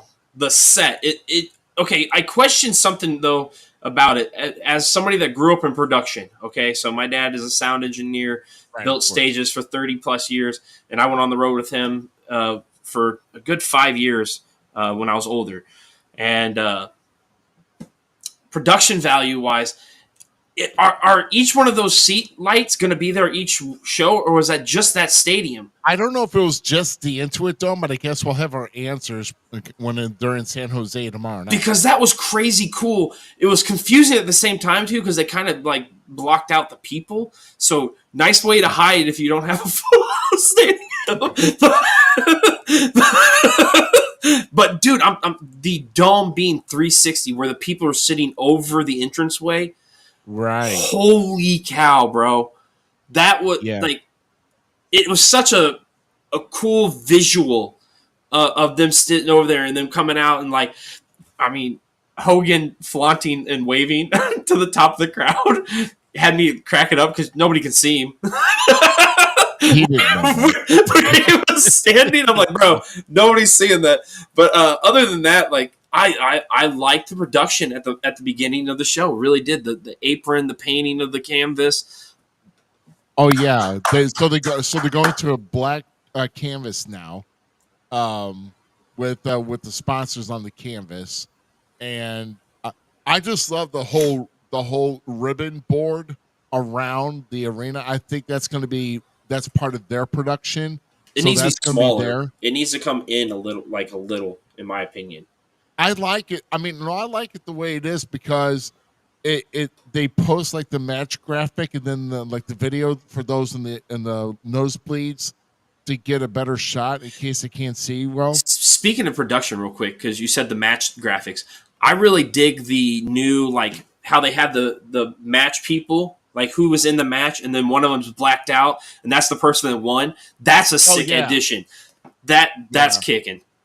Yeah, and I just like the way that entrance was too. I mean, brings more shows more of the people, then makes your point out. And I hope they have some, and that kind of deep hallway to come out and you can see them. Yeah, dude, that was pretty awesome too.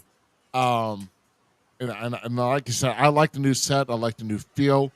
And even if we don't get those freaking like lights in every seat, that which we kind of be missing out, but I could have swore that maybe when they were setting it up, it's probably part of WWE.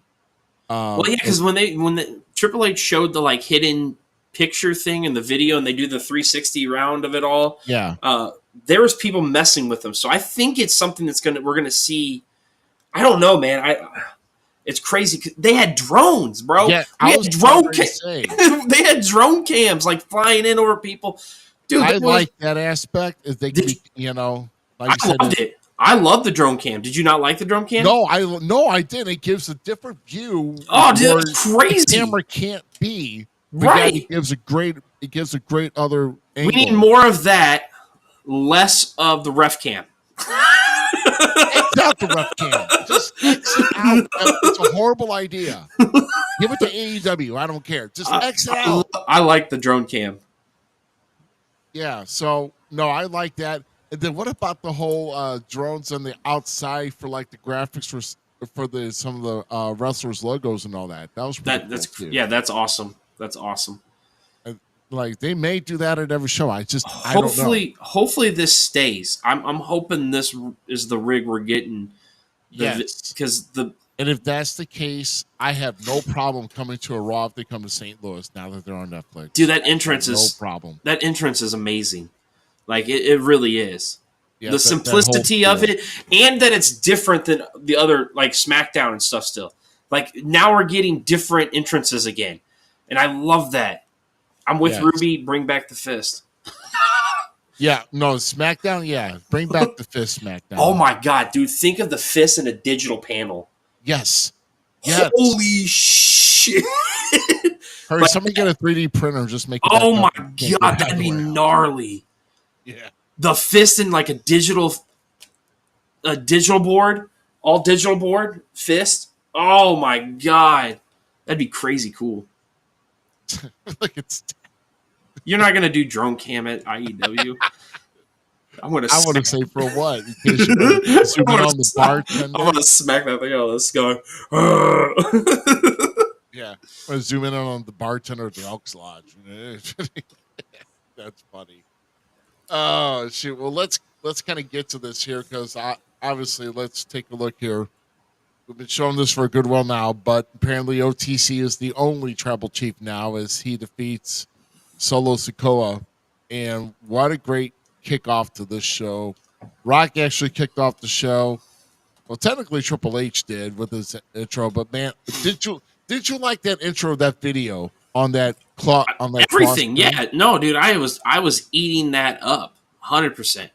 Dude, it got me deep in the feels because of how much and how deep and long I've watched wrestling, and I remember just about all of that until now. I'm not gonna lie. I'm not gonna lie. I was kind of hoping the first Raw was gonna have that as the canvas. Like, I'm not gonna lie. I was legitimately hoping when the thing dropped, the canvas they painted was gonna be in the middle of the ring, sitting there, and that was what they were gonna wrestle on. Like, I know that might have sucked because it was painted, so I understand why taking it off. But that thing is phenomenal. But I had that feeling like it was just gonna be painted on the ring at first. But I don't know how I like the black. Just saying. I'm not there yet. It's going to get some getting used to. I was an instant fan of SmackDowns, but I think eventually, I mean, black canvases have been done by companies before. And I just don't like the new ref gear to go along with it. Oh, you don't like the ref shirts? It's clean. It's sharp, but I think they should have stood out a little bit. Yeah, well, I get it. I think they want to, they're trying to do like a whole new uniform across the entire brand. But no, I'm cool with it. But I don't know, Payne. If they could have done like the new gear, but then had like black and white stripes somewhere just to keep the kind of like the old. I don't know. I don't know how I like it. Yeah, it's nitpicking. It's neither here nor there, really. But it is. They're trying to turn over a whole new leaf with this new era, and apparently they're carrying this across the entire brand. It's NXT. It's SmackDown. So, I mean, this is how the refs are going to look now. How did you feel about Roman and Solo opening as the match? Like, I was shocked, but then again, I was not upset because I knew that since they were coming on first, I knew who was going to be coming on last. I was disappointed. I had no problem. How crazy would that have been if living?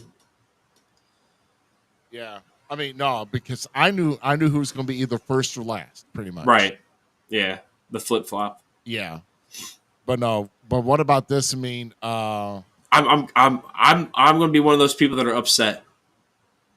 Do you think the story has ended though? Because I don't think it's ended, but I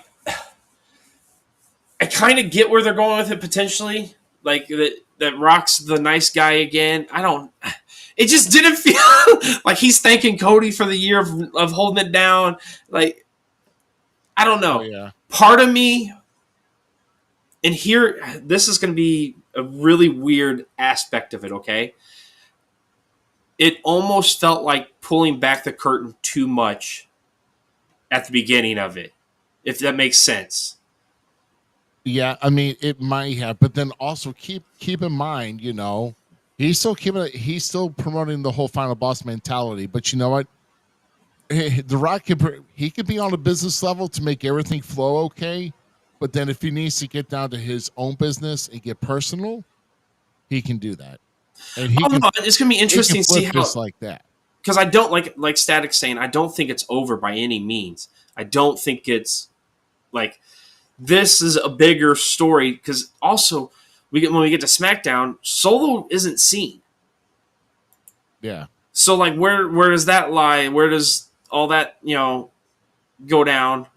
And I do think it's gonna be a swerve, but like it just felt weird at first. I'm going with it. I'm gonna write it out. I didn't like it in the moment. That's it. I'm not saying I get you. I'm not saying I can't wait for the next part of the storyline. It's just in the moment.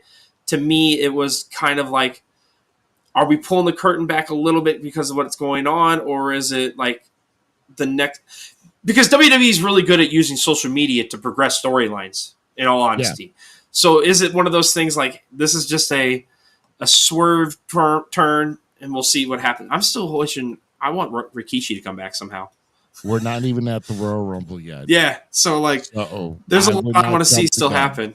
Yeah, I would not jump. I want to see how Zilla potentially fits into this thing. Like if Zilla's coming in, Booker T and Booker T just beating at RC. Yeah. So in Reality Championship Wrestling. So back to the rest real quick, because this right here is what I'm talking about. Like, if they could have one side with the old school zebra stripe thing and then the flat black on the other side with it, that light black, I would be cool with it. Because they kind of blend in with the mat. Where SmackDown's refs are still kind of visible. I know the ref's not supposed to be seen, but I like a good ref. You can't replace a good ref. And if they have good little antics and stuff, there's something great about a ref. My opinion, I think they were just trying to get away from the traditional black and white stripes, and they're trying to come up with their own brand of officiating. I get it. I'm not. Yeah, but it's their attempt. I'm one of those people that would like to keep a little bit of the historian part of it to it. Like I'm cool with I'm cool with evolving. I'm cool with it, but I don't know. Then, how about give them a light blue collar on all of that? No, don't do that. I know I'm being stupid. What was ECW's? ECW's had an interesting one for a while, like the black shirt with the embroider on it. Yeah. Well, let's talk about something else I know you're gonna love, brother. Let's do this. Mommy's back on top. And you know Liv Morgan.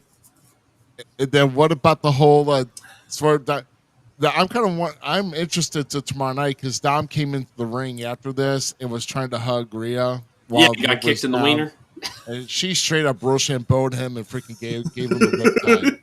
So, I mean, this is going to be, more risks in the Judgment Day, I believe, are coming because of this.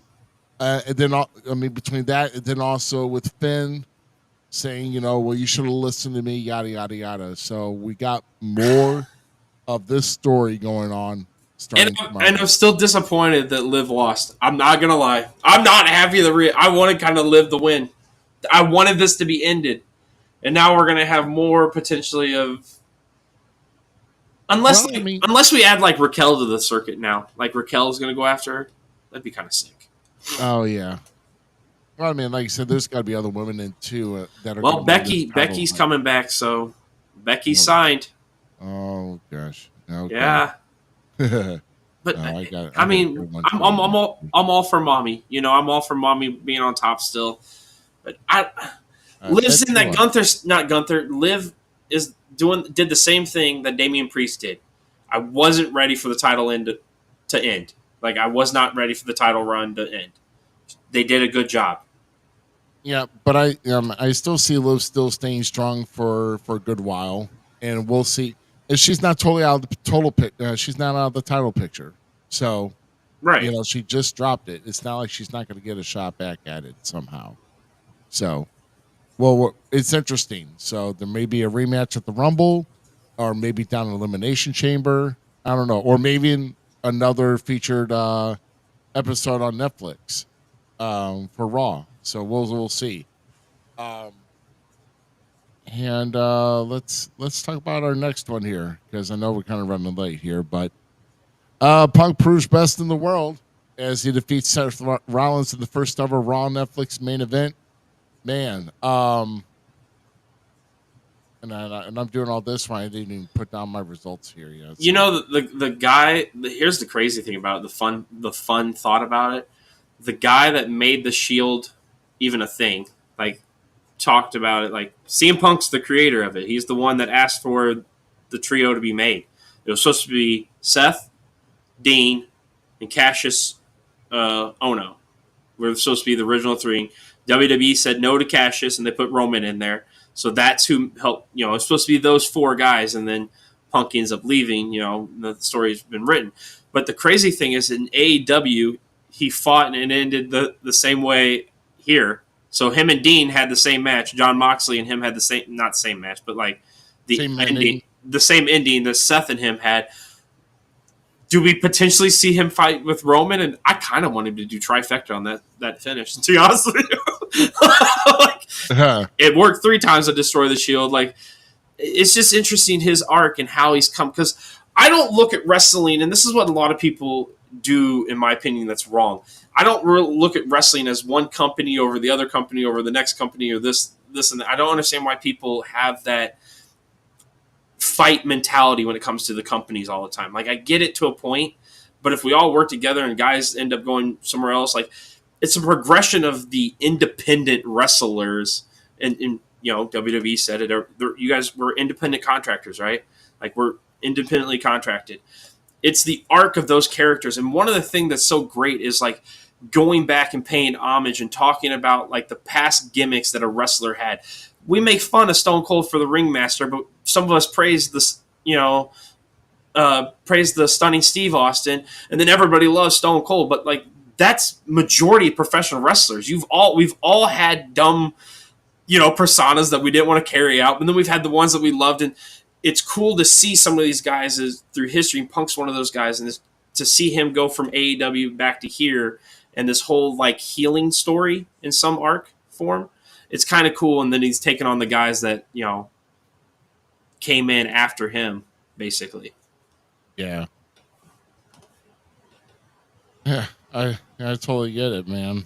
But I mean, as far as there's 4 matches overall, I mean, we didn't come across, you know, with Jey Uso, a main event, Jey Uso getting a roll of victory on Drew McIntyre. That surprised the fudge out of me, bro. Yeah, honestly, it did. It did.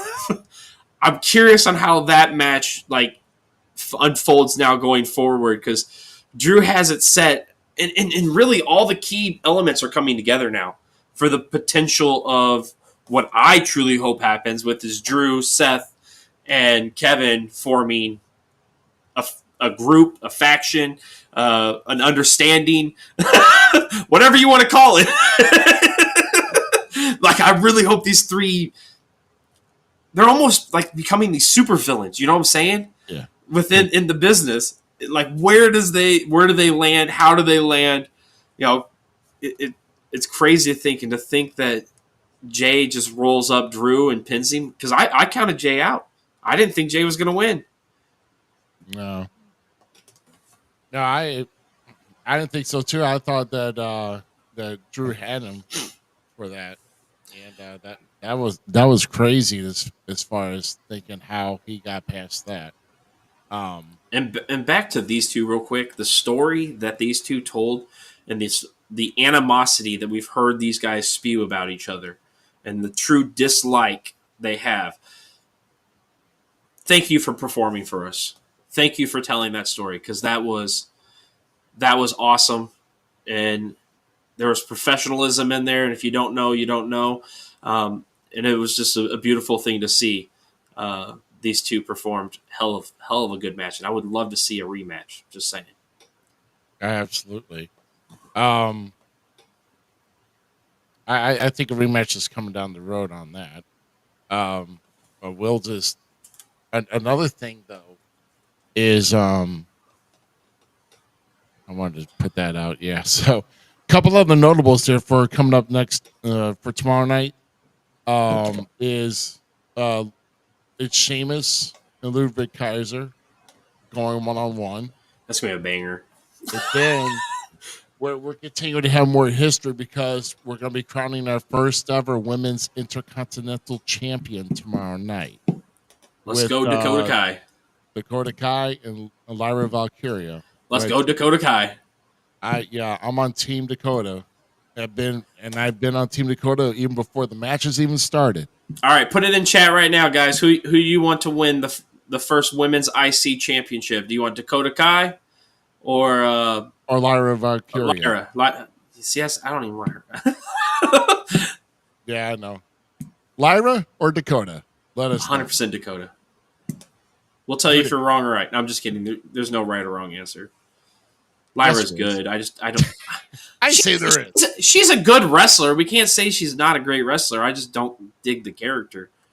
Yeah, but those are going to be your big matches tomorrow night, and of course, there's going to be a lot more. And that's what Raw ended up being about 3 hours between everything and the appearances and the 70,000 commercials.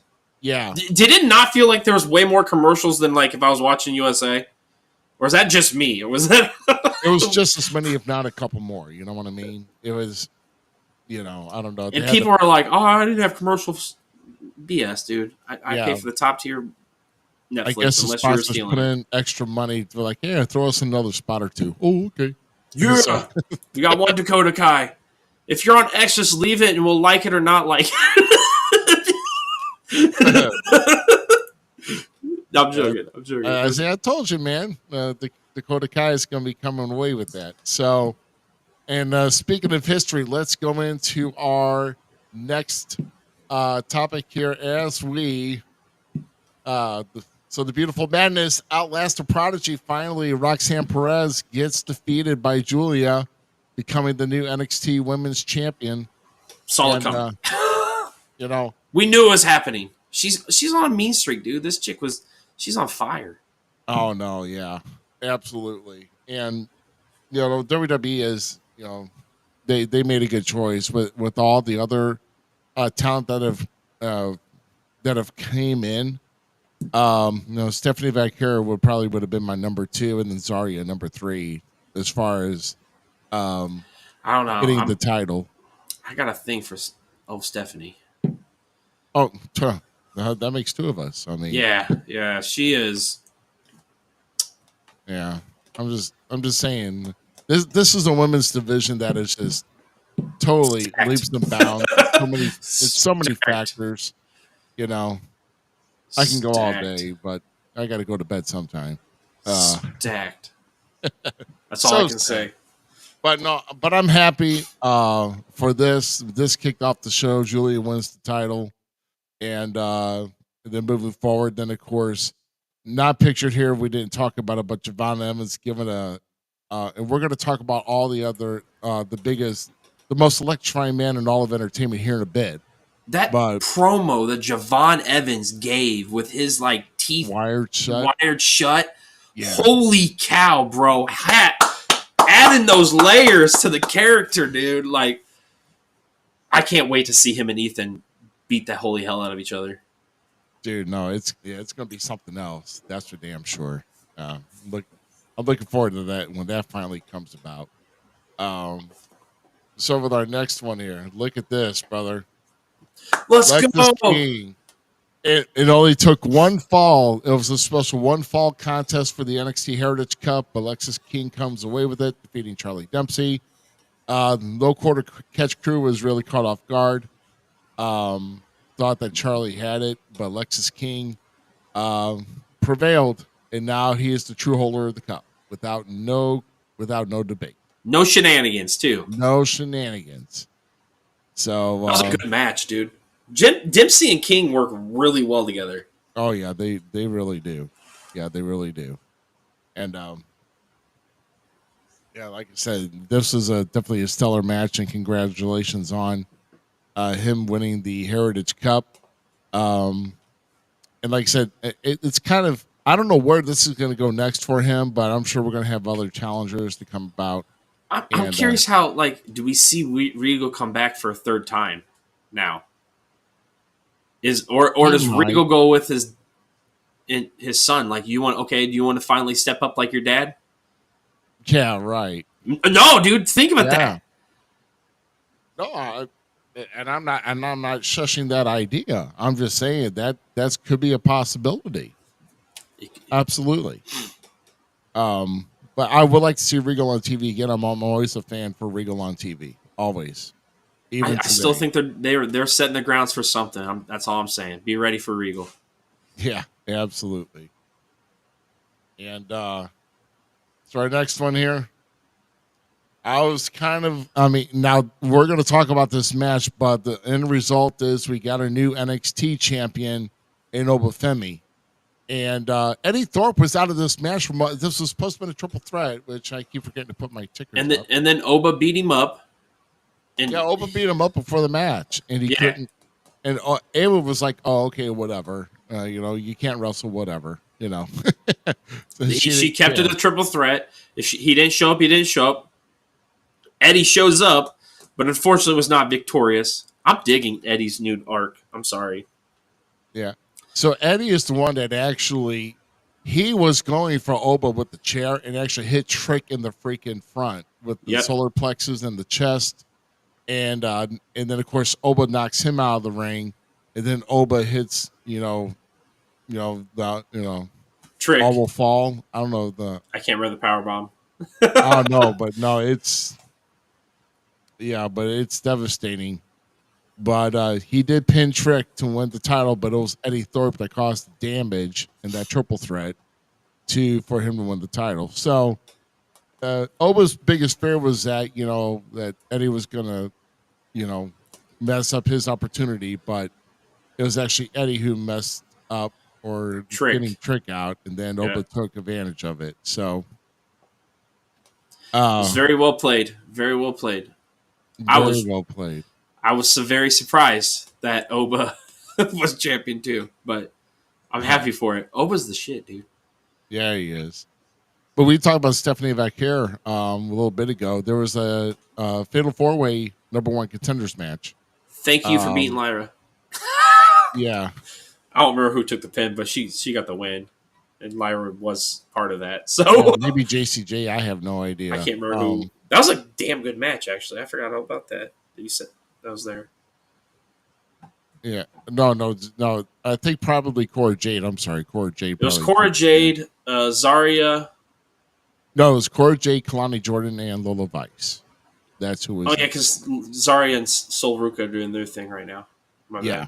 So they weren't even on the card wrestling. Yeah. So I don't know why. Yeah, 6-woman tag of Gigi Dolan, Tatum Paxley, and Shotzi defeating Fatal Influence.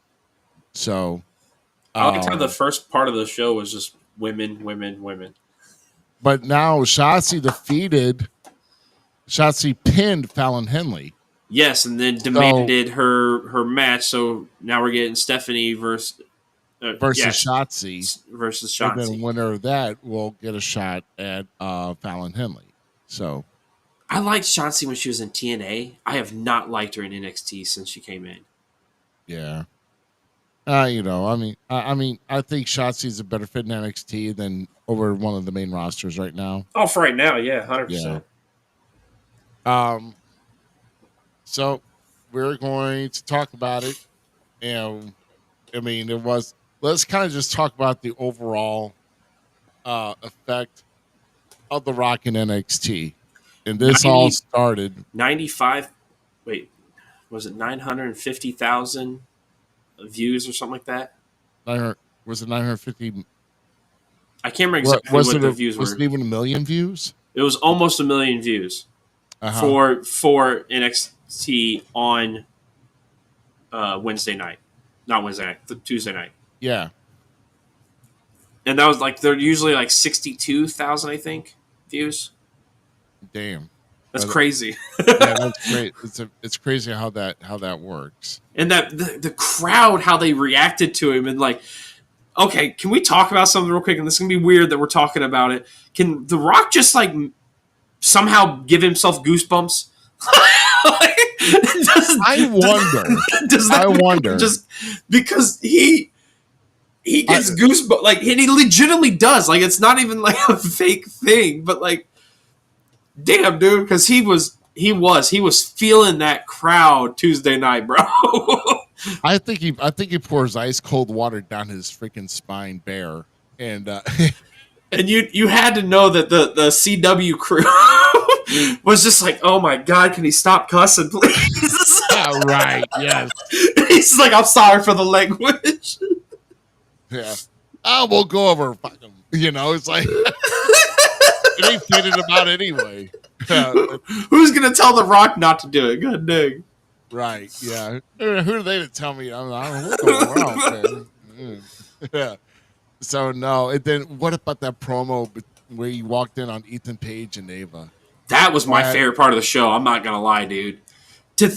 I even tweeted it out, man. On X, like to see Ethan and I don't know the man by any means, but getting to meet him at Glory Pro and okay, so we went there for the Lucha Bros. I love this story. I stand by this 100%. We went for the Lucha Bros. That's the whole reason AJ and I went down there.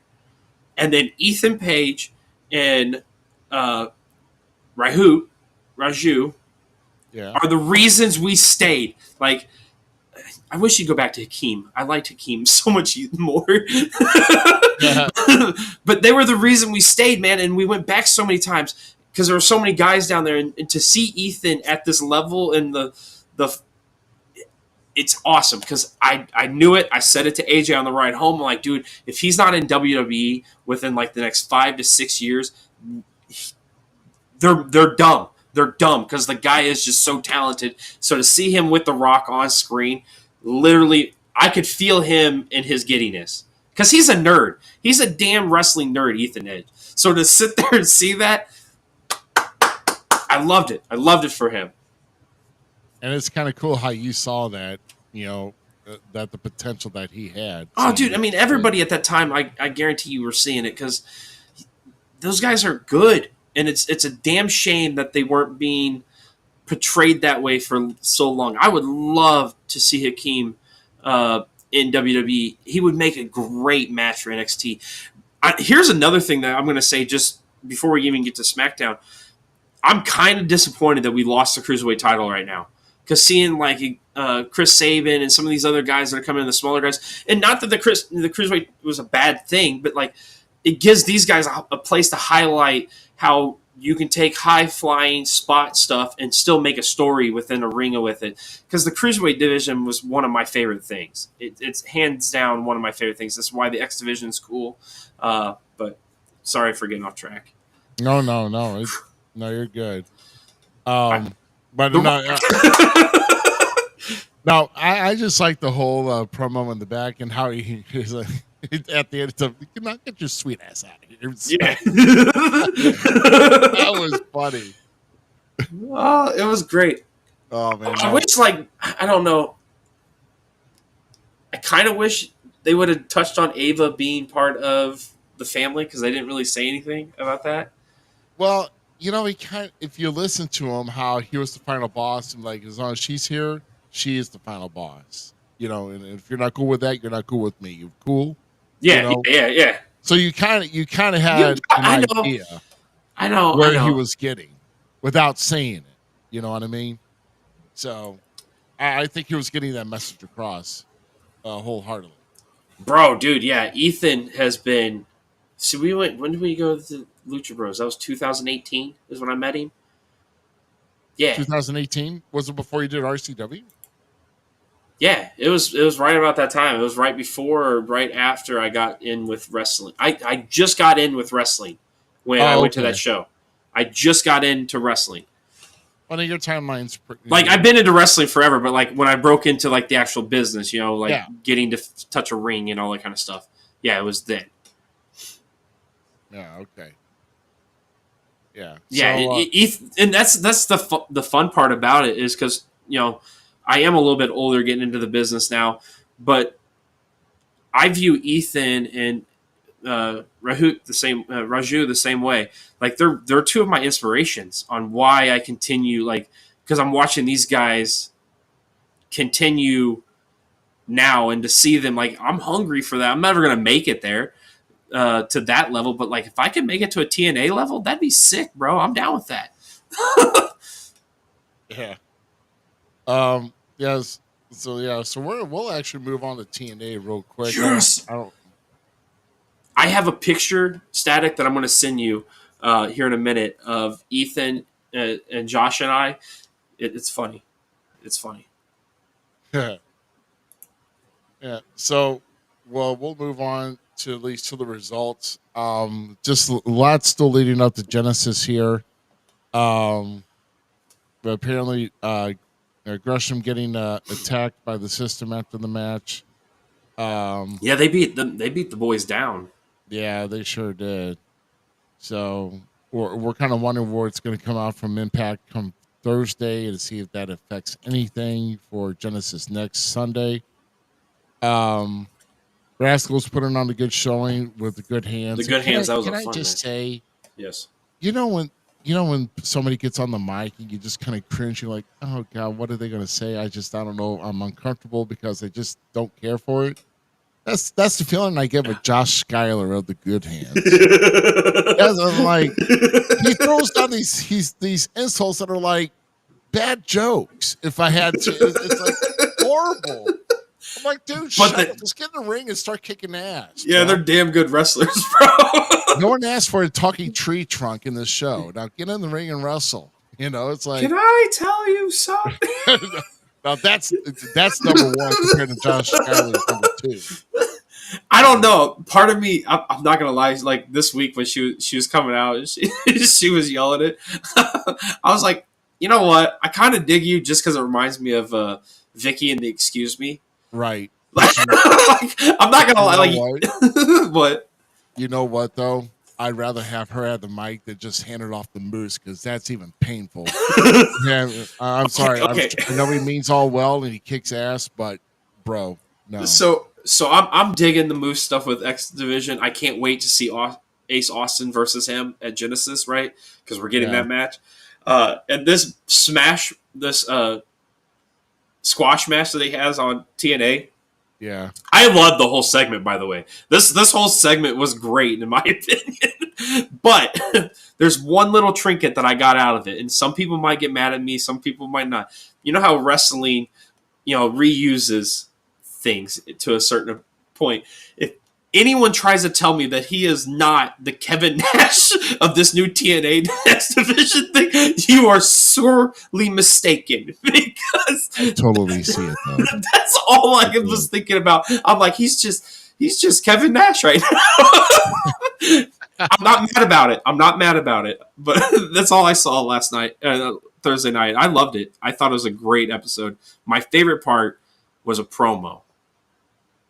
My favorite part was Rosemary's promo to Masha about the Knockout Division Championship. And then we get to see the dude himself, Raven, one of the best to do it in the business. Nobody will. Oh my God. This month marks 30 years as Raven, by the way. He debuted in ECW January 1995. It was so good to see him back on TNA TV, helping Rosemary come up with the Clockwork Orange. So we're getting a Clockwork Orange match with Rosemary versus Macha at Genesis. I am so pumped for it. I hope Raven stays around. And the fact that he was dressed in like a Johnny Polo-esque t-shirt made it even better for me. Like, I talk about watching wrestlers from point A to point B and how their growth and their journey is. Raven's Johnny Polo, guys, if you don't know. Like, if you didn't have that information, if you're not and to watch his growth and how, like, that storyline milds into Raven and Raven milds into this and this, it's great. It's beautiful stuff. And to know that Punk worked as one of Raven's flock members, love it. Love to see it. Makes me happy. And then Joe Hendry had something go on. Oh yeah, Joe Hendry, that's your guy. You talk about him now. Oh my gosh. Well, what's there to talk about? I mean, the man's got a big match coming up next week. Unfortunately, I do not see. I mean, it's going to work one of two ways because I really don't. Here's what I'm going to say about this. because ever since, and I don't know if they're just still trying to get over that hump with the launch of everything, with everything new coming in, but I have not seen within the past 5 weeks or so TNA and NXT working within one another. So I don't know if that deal is dead. I don't know. They're just taking a long hiatus. I have no clue what's going on. But the story's not there yet. That's why. Who? I'm just saying the story's not there yet. Let's go with that for right now.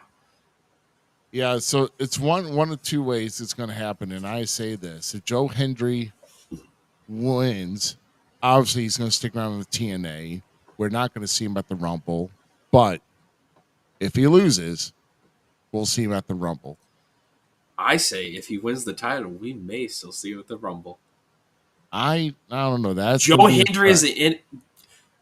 Dude, think about how Mickie James came in with the women's title and that pop and that. Jordan Grace did it last year. And Jordan Grace did it, yeah. But remember that? If Joe Hendry shows up to WWE TV on the Royal Rumble with the TNA World Heavyweight title and you're over here questioning if there's still partnership there, out of the blue, holy shiznit, bro.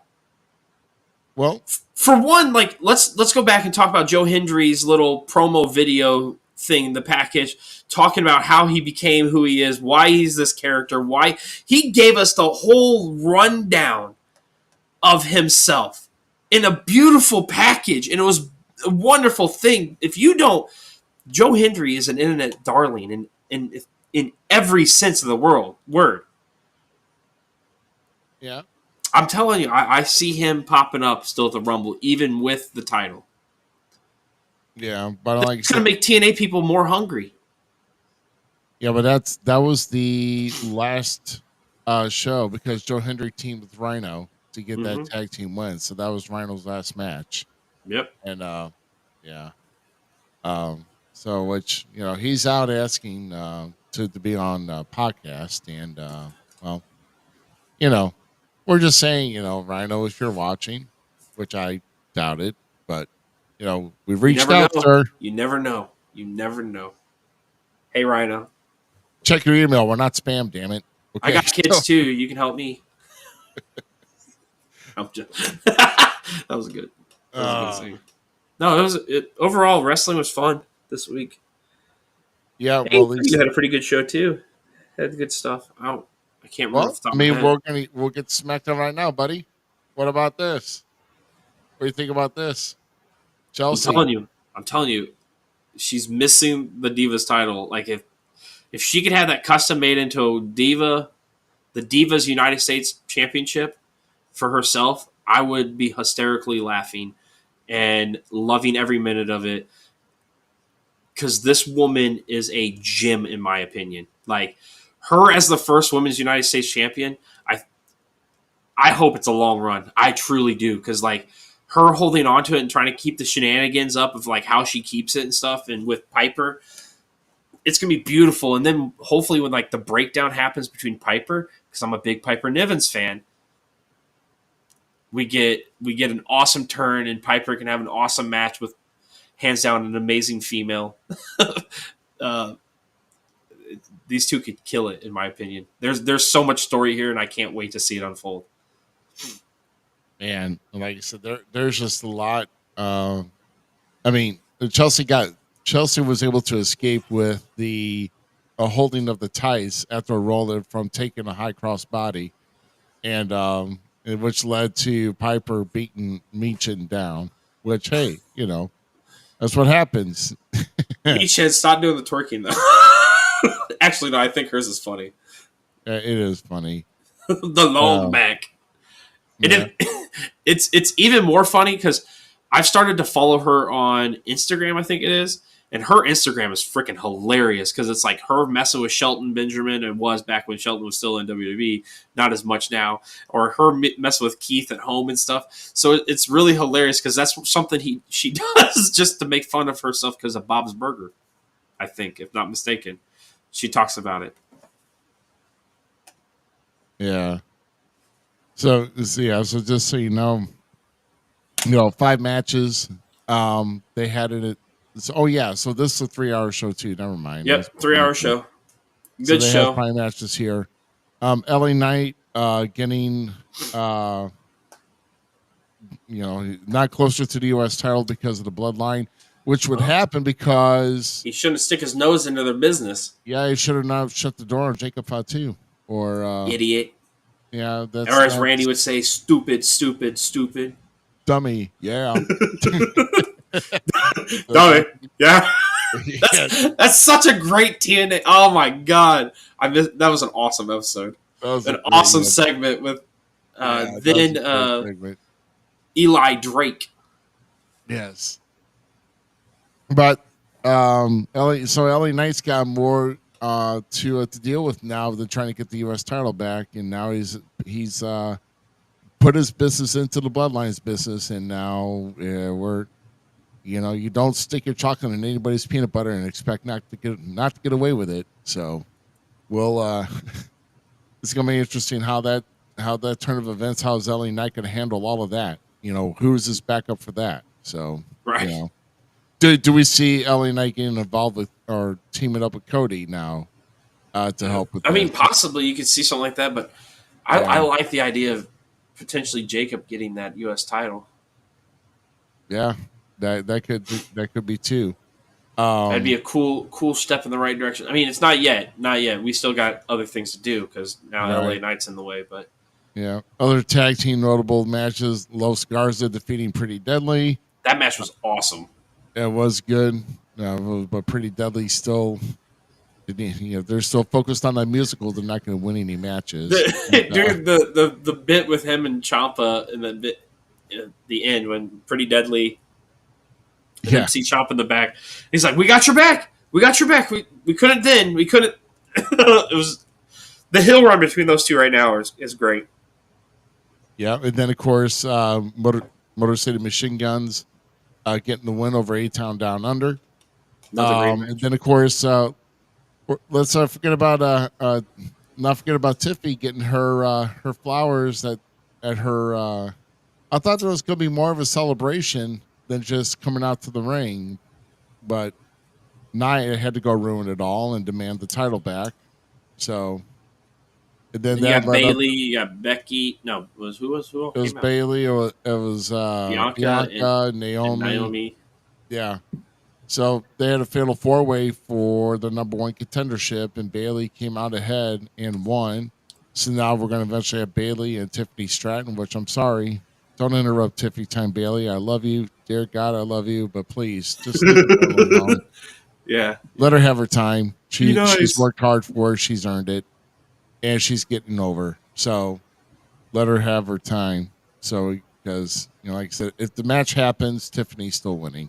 So, and then one more thing that we're going to kind of wrap up on here is this. So, hello. Was that it? Oh, never mind. Let's just do this. Let's just X this out. I really enjoyed the Carmelo Hayes, Jimmy Uso banter in the back. That was pretty funny too. Oh yeah, that was funny. That was funny. So one more thing we're going to talk about because they started off the show kind of by brawling at the front and leaving Paul Heyman in the ring. Because they had to go fend out to him. And then, of course, this happened at the end of the night, too. Kevin and Cody. Yep. Does Cody's story end at the Royal Rumble? Because, once again, they're going to have this ladder match where KO puts the Winged Eagle title up there. Cody brings his title up. And, like I said, because even if that were to happen, if it did end, where would KO go with the title? And... I mean, would he keep the Winged Eagle title and just throw away the W? I mean, I'd be all for it, but I think Cody's winning. Yep. So, because I'm just trying to think where else KO's going to go. And that sucks because Kevin does such a good job, and we all know that he deserves to carry the mantle. Yeah. But he falls in he almost in some case he falls into Roddy Piper's case. You know what I'm saying? He's too good at what he does, getting other people over. Absolutely. And then the kind who said that? There was I was watching a veteran. I can't remember whose podcast it was, but a veteran talked about that too, about how some guys like it to their detriment, they're too good at something, so like they never get to the next stage of the business. It was a good interview. Now I wish I remember what it was. Wow. Yeah. But no, I kind of hope the story continues somehow, even if KO loses. There's a good chance he will lose. It does continue. He joins off with Seth and Drew. He joins Drew. and then we get some greatness. Oh man. Yeah. Yeah, so I mean, there's still a lot to be told with Cody, and who knows? I mean, I think there's a lot of things that are going to happen at the Rumble or not the week after the Rumble. We got to start shaking up it because you want to start shaking, rattling some cages, so to speak. Oh man, the Rumble's gonna be freaking nuts. Right, because then 4 weeks after the Rumble, you got Elimination Chamber, so you need to start rattling some cages right after the Rumble. If you don't rattle the cage at the Rumble, so there's still a lot to be told as far as potential things that could happen. So yeah, man, I'm all hyped. I'm psyched for it, and I just hope that I'm really definitely interested in what happens tomorrow night. Raw on Netflix, of course.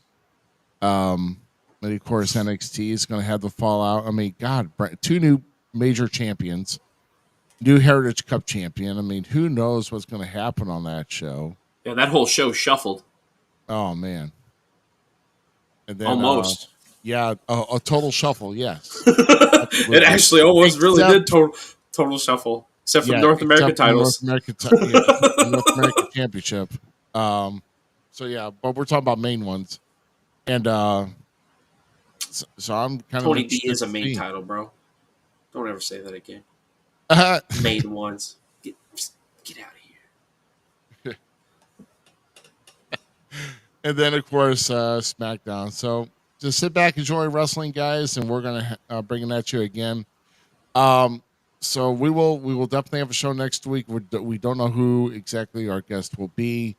We're going to try to have a feature guest in here because January 26th, in 2 weeks from tonight, it's going to be our Royal Rumble preview. It's going to be myself. It's going to be the Gem City Mouth. It's going to be Dirty Heel, Austin Cage coming back, and also GQ will be in our studio. Oh, we're going to have all 4 of us. All 4 of us here and there, and then hell yeah. Hell yeah. If you're watching here, go follow us on YouTube. Go follow us on X, and then also go follow us on Facebook, because we're looking to see about maybe picking one more member to spin the wheel for our picks for the men's and women's Royal Rumbles, which will happen. So we're going to be having a live drawing determined by the wheel, and we're also going to make a determination of what prize you're going to win if your number happens to hit. So for us 4 guys, it'll be bragging rights. But if our guest happens to so that's for the YouTube viewers to head over to YouTube. Is that what you're asking them? Yeah. So anybody to like and then we will have a drawing next week. So we'll try to produce this as much as possible. Get people to like, subscribe, or find a way to comment, and where we will put your name in a drawing that we will have on here next week, and then we will have that drawing for you next week, and then that will be our 5th person on the wheel, and if they win, then we will have a prize package for you. So, ooh.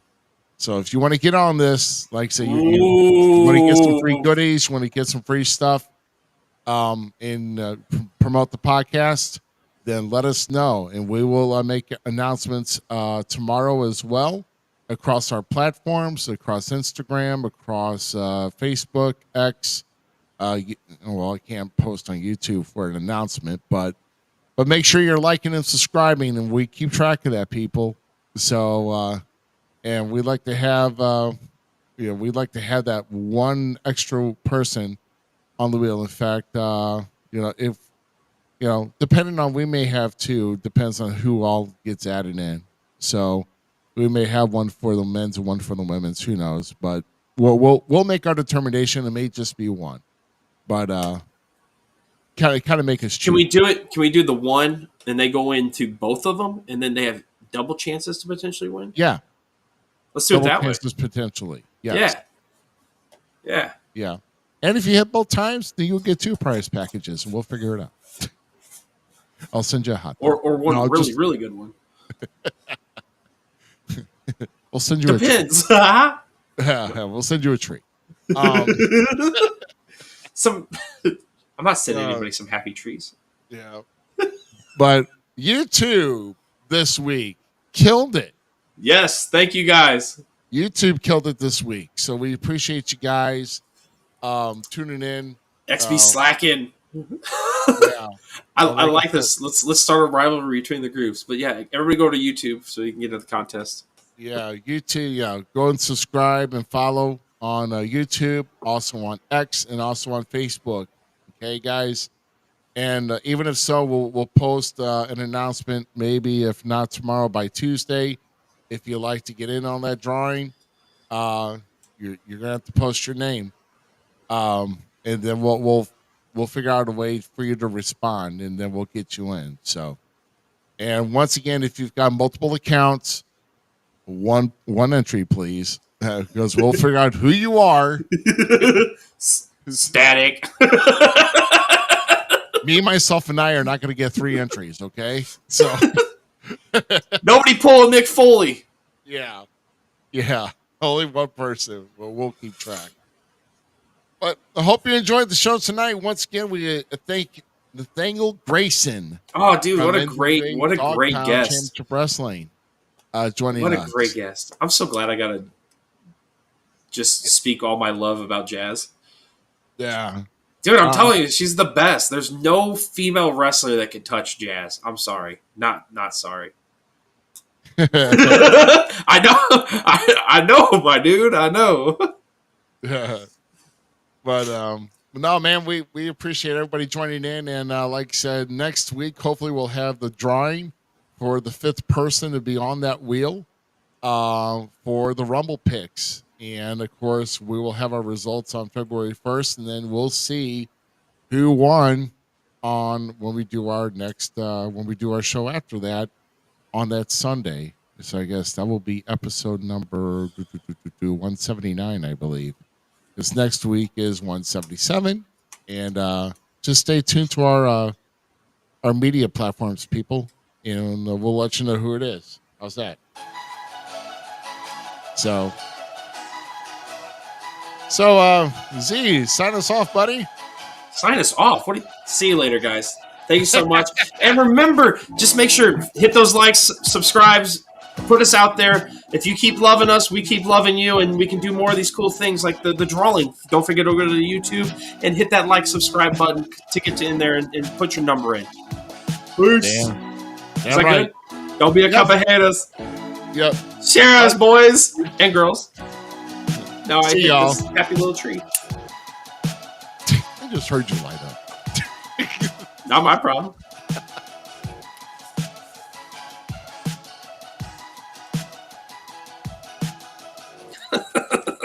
We're terrible. I love it. Help me. Jazz is the baddest bitch on the planet, though.